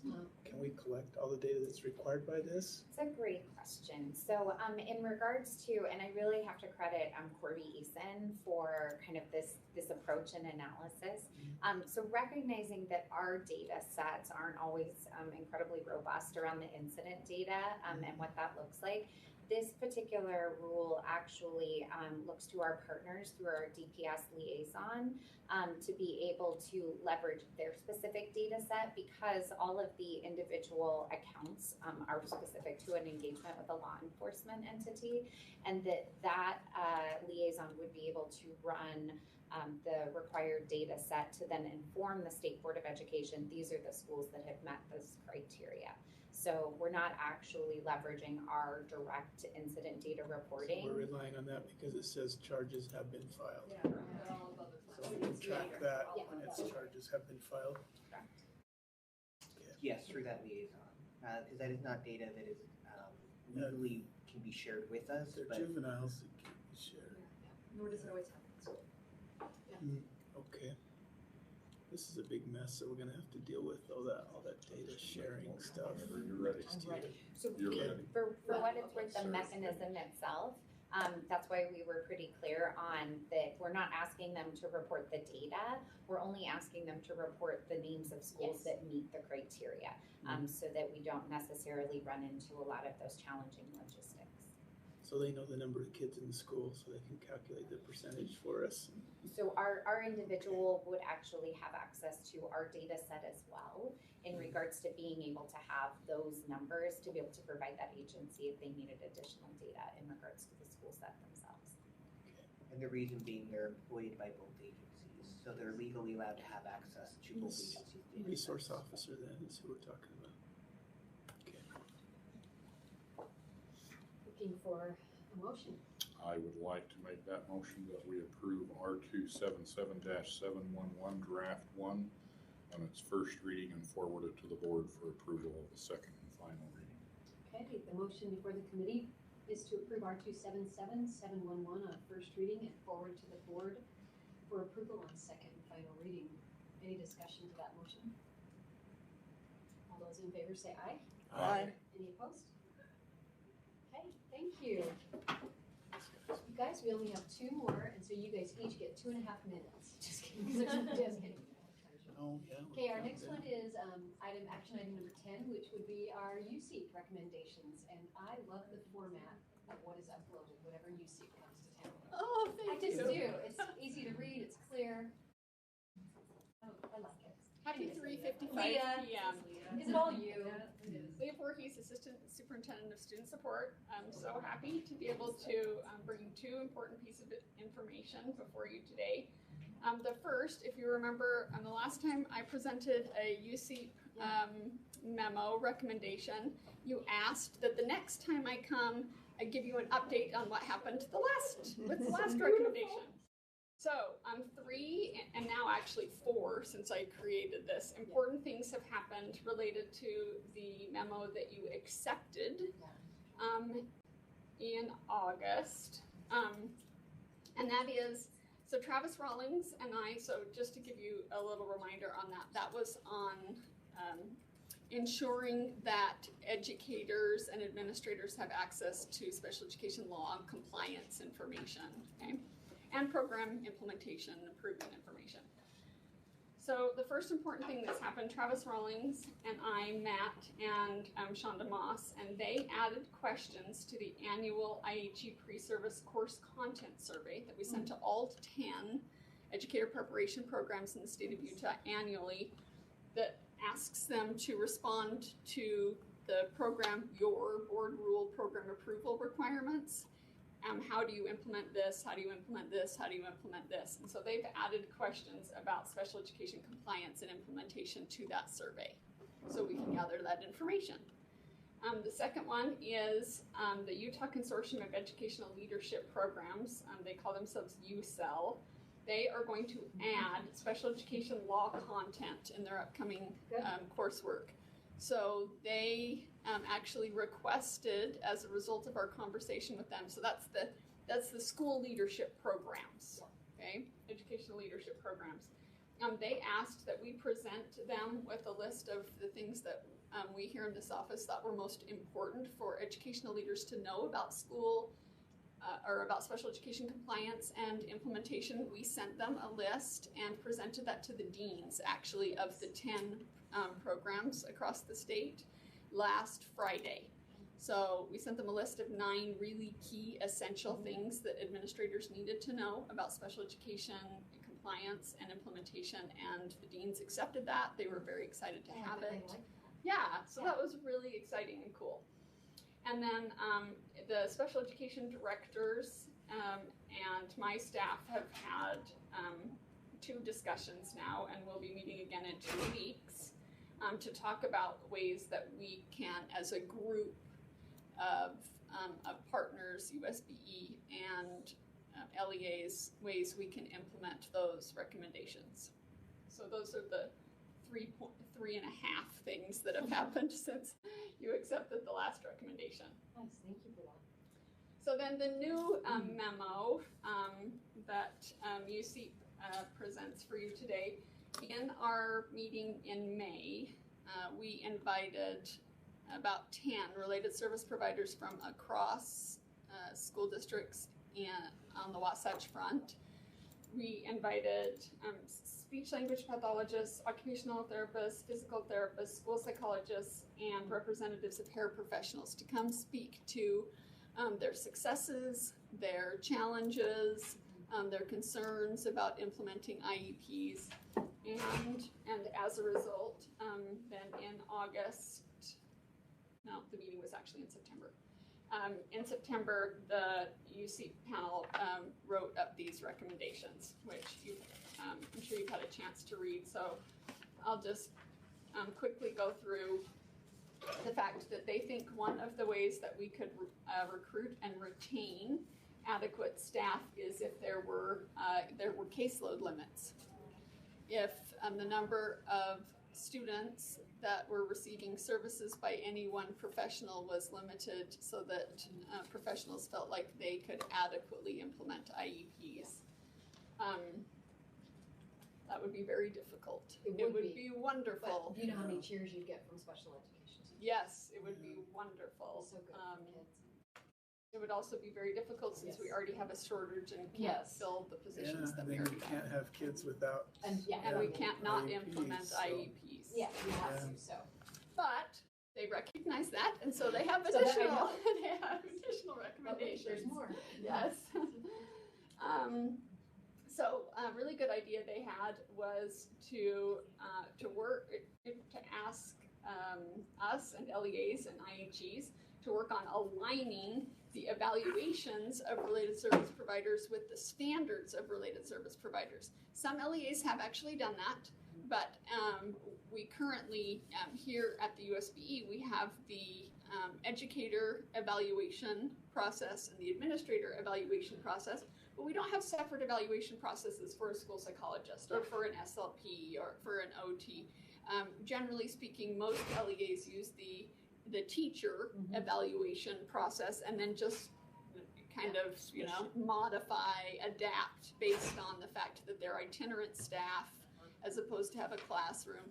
But LEAs do the same thing with specialists. They do the same thing with coordinators. It's not just related service providers. But it was a very interesting discussion. So I was thinking about this, former speech pathologist, and I was thinking, okay, so I can see the benefit of having the evaluation with the standards that are related to who governs these people, but I just thought, who would you get to do the evaluations? That would be another problem, especially in smaller LEAs where there are only a couple professionals. It would still be the principal. Yeah, but the principal has the same But the challenge principal, because you have a principal who didn't teach language arts, for example. I mean, it's exactly the same challenge. It is. Yeah. So something would have to be provided by the governing bodies, or do you think? They would have to be trained. I think we would have to do it. Yeah. I don't. We could certainly use the standards of the association governing bodies, but because your teaching standards are very Utah specific, adapting them would be the easiest way to make that happen. But like I said, some LEAs have done that. So one thing that I will be doing as a result of this recommendation is talking to LEAs about whether or not they'd like to get groups of special education directors together to discuss the tools that those LEAs who have adapted them have, and if they might want to accept and adapt for their district or charter schools. And that's something we can very easily do, just share with one another, which I can facilitate. Yeah. So the next one is supporting service delivery models, push-in services, inclusive services. So we're already providing technical assistance and professional development about this. In fact, we're going to be hosting a book study on a new research compendium that just came out 2 months ago. We've ordered the books. They're all sitting up in my office. Stacks of 250 of them. But we'll be giving them out in 2 weeks. We're going to do a book study with all the special education directors in the state who wish to participate. We will provide the books. The book study will be online, and we're going to be discussing this exact thing. And members of USEAP and our higher education partners are all going to be invited to participate. So we're really excited about that. Next, another thing that they talked about is in order to recruit and retain paraprofessionals is increase competitive pay and benefits for these individuals. Very few paraprofessionals in the state of Utah receive benefits. Most of them work 17 to 19 hours a week, and they don't. And in order to keep that 17 to 19 hours a week so that they don't need to receive benefits, they don't receive training that is paid. They don't, which is very complicated to be able to get better at what you do. So one of the things that we have done is we are providing stipends to paraprofessionals who receive training in our preschool program already. And we have about, we have had up to 600, actually. One district, we had 60 alone. Paraprofessionals who participated in, and we paid them, I think it was $16 an hour, which is the average of what they were making across the districts. We did run into some difficulties with a couple school districts who were concerned that that would put them over some threshold for something or other, but we've had a lot of paraprofessionals participate. And another thing that we have done is we are creating modules, 6 online modules that paraprofessionals can access anytime, day or night, related to the standards that you approved in board meeting last month. There's an introductory module and then a module for each standard. Teaches paraprofessionals what the standards are, goes through that handbook that you approved last month, and really helps paraprofessionals learn what the job of a paraeducator is. And so we will be providing those that paraprofessionals, paraeducators will be able to access anytime, day or night. How will that get communicated down to the school level? So we've already shared that with all the special education directors. So the directors will be sharing it? Yes. Okay, so I know teachers who haven't gotten it, check with the special directors. And the link to those modules will also be, we have a paraeducator page on our website.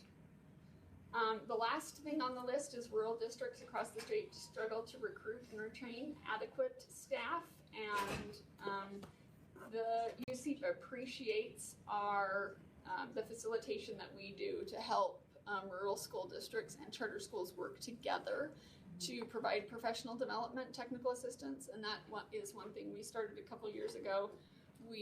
Whenever any LEA requests professional development from us, we call LEAs and say, hey, we're going to be providing it this day, this time, this content. If you'd like to join us, we have this much capacity. So that even if another LEA hadn't thought about requesting that, if they could take advantage of it, they have that opportunity. We're also working with all the regional resource centers to, we're actually looking at putting some part-time staff in each of the regional resource centers to take parent calls. Yeah. Sorry. We thought we sprayed you with this. Don't mind her. She's crawling under And we're also talking to the regional resource center directors about coursework that will help special educators get endorsements that they currently have and be able to provide it in those regions. So we also have that going on, and we obviously want to increase it, but that is the current USEAP memo. So many good things. Our next meeting is next Friday. I think Lorraine sent that to you already. The agenda and the information will be a block away at Workforce Services. If you wanted to come listen, there's such a great group, really invested. Really invested people. Do we have any questions for Leah? Or comments? Or advice? There's no advice to him to leave. She's kind of amazing.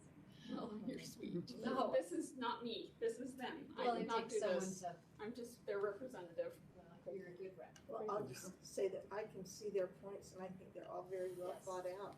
And they make a lot of Very sense. thoughtful It's group. just, how do we accommodate it, given the current constraints that we're working under, that's the problem. So, yeah, the action we're looking for is we accept these recommendations. But I don't think we can accept the one that says cap the number of cases for each of the. But we can, but does it say? It doesn't. You don't have to say that you're going to implement. Yeah, them. it just says accept. Oh, yeah, certainly. Yeah, because you know, really, I mean, we talk about pay, but the special education teachers I talk to, they say, if I had more time in the day to do all I needed to do, and like, I think that's a worthy goal. To try, like, just like we do with counselors, to try to reduce counselors' Oh, ratio. yeah, all of it. Yeah. I'm not disagreeing with anything No, you I said, know. I'm just It saying there's it's- some. It feels important, Yeah. but we did that with Yeah. counselors, even though we weren't there yet. Like, we moved towards.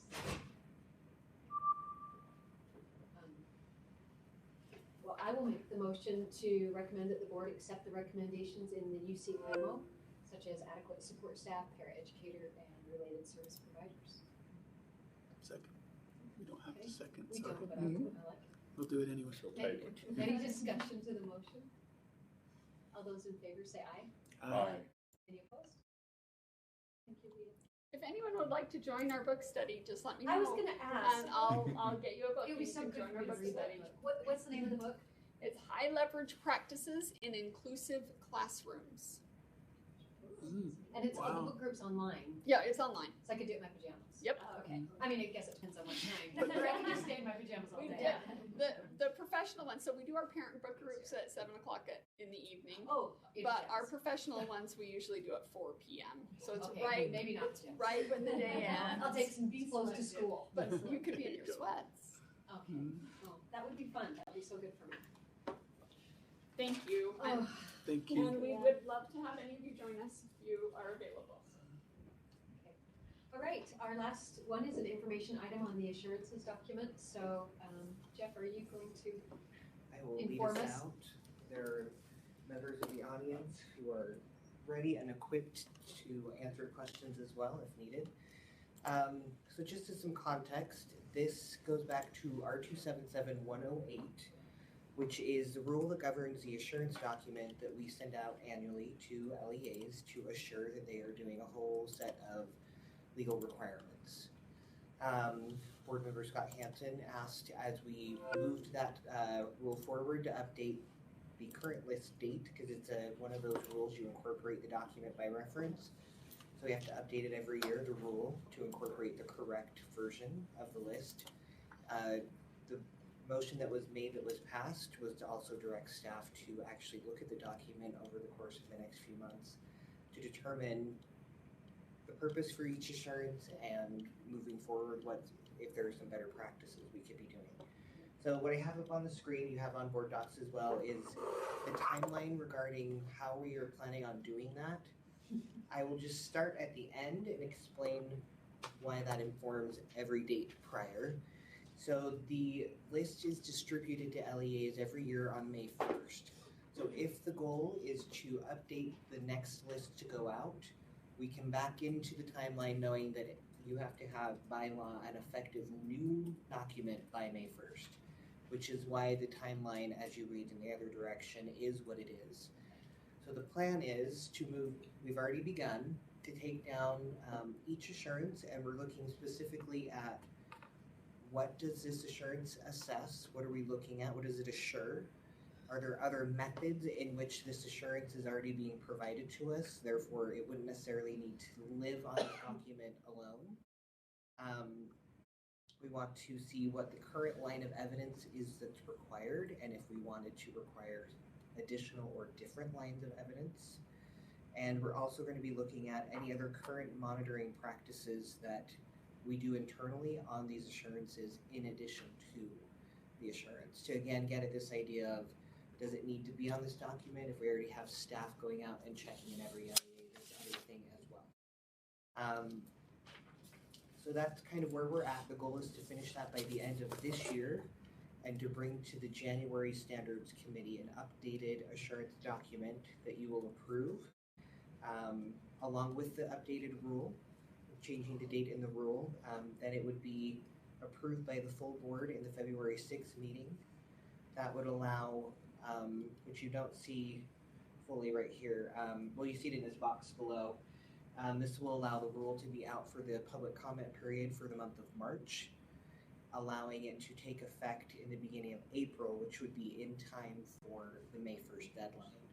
The reason why bumping that all down 1 month kind of causes a problem is once you do the 30-day public comment for a rule, you have to do a 1-week consideration period before making it effective. You can never make a rule effective on the first of a month. It's always effective by the 7th or 8th. So if we bumped everything down, the rule would not become effective until May 8th, and we would be a week late on our deadline. And one of the main complaints that we've always received from LEAs is we don't have enough time to fill this out. Especially if it's changing. Yep, especially if it's changing. So that is the current process that we're looking at, the timeline that would be involved. We've already found, Darren actually was going through some and showed me yesterday a few assurances that we already have staff going out and actually performing monitoring practices with. And it may make sense to create a subsection of this document that is just a reminder. It's not an actual assurance, but it's just a reminder of, hey, remember, these things are still required. We are checking them through this other process, but don't forget. But no longer needing to collect an actual yes or no assurance on it because we already have that elsewhere. Just as way of kind of pointing over here to internal audit, there is a parallel process going on here as well. Internal audit has slated looking at the assurance document through certain lenses as well. One thing to consider with that process is because of the end, and correct me at any point if I misspeak, but because of the nature of what you're looking at. Sure, Debbie.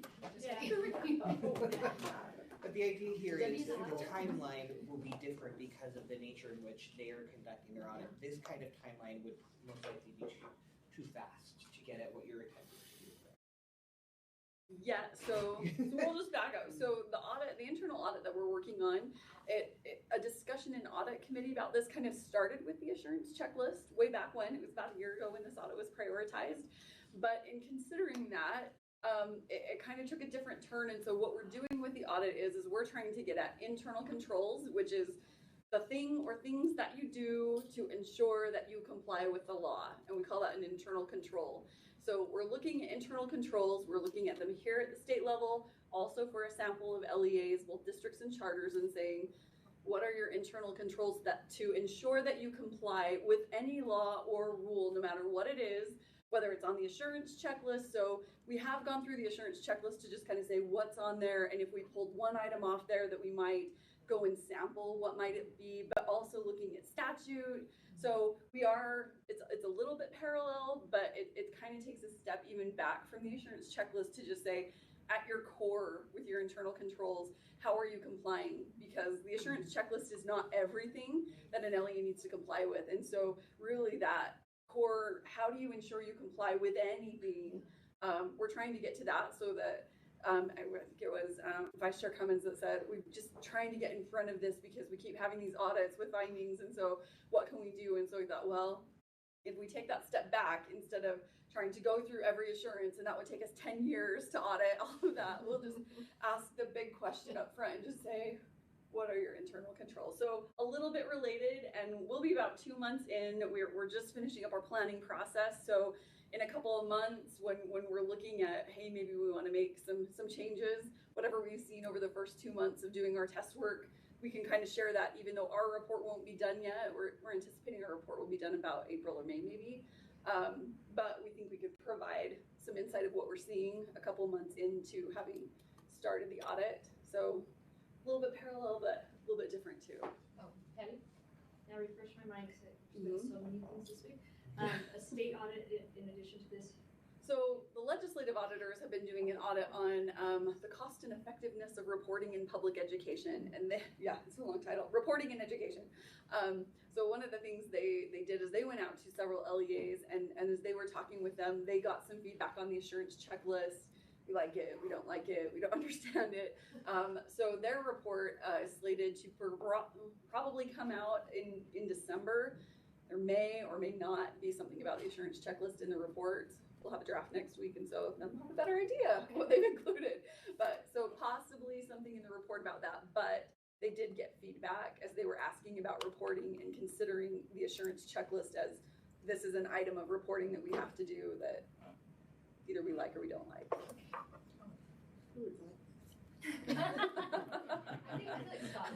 I think this is really important. But it's no one wants to do it. No one wants to do it, but Yeah. make sure your size. Right. Just a couple of comments, I Yeah. guess, and questions maybe. So, when we go through this, I fully support if it's being done some other way, we shouldn't make somebody do it twice. But it would be nice to have a reference to say, this item that's on the assurance document is being covered by such and such a group on their annual visits or whatever, so that we can know where to go for that information. Like So we maybe don't it's have on to- there, yeah. Well, it just makes it a landing zone for all this stuff. And then the other thing I think we talked about was best practices.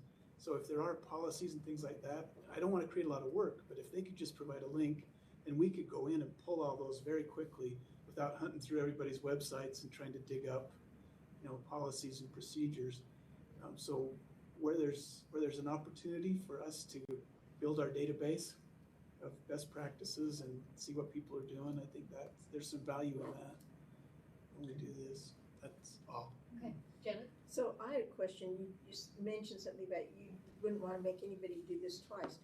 But it says each local board or charter school governing board shall provide written assurance of the following requirements through this submission as well as through the Data Gateway My Surveys portal. So are we asking everybody to do this twice? There is, we're looking right now at yes-ish.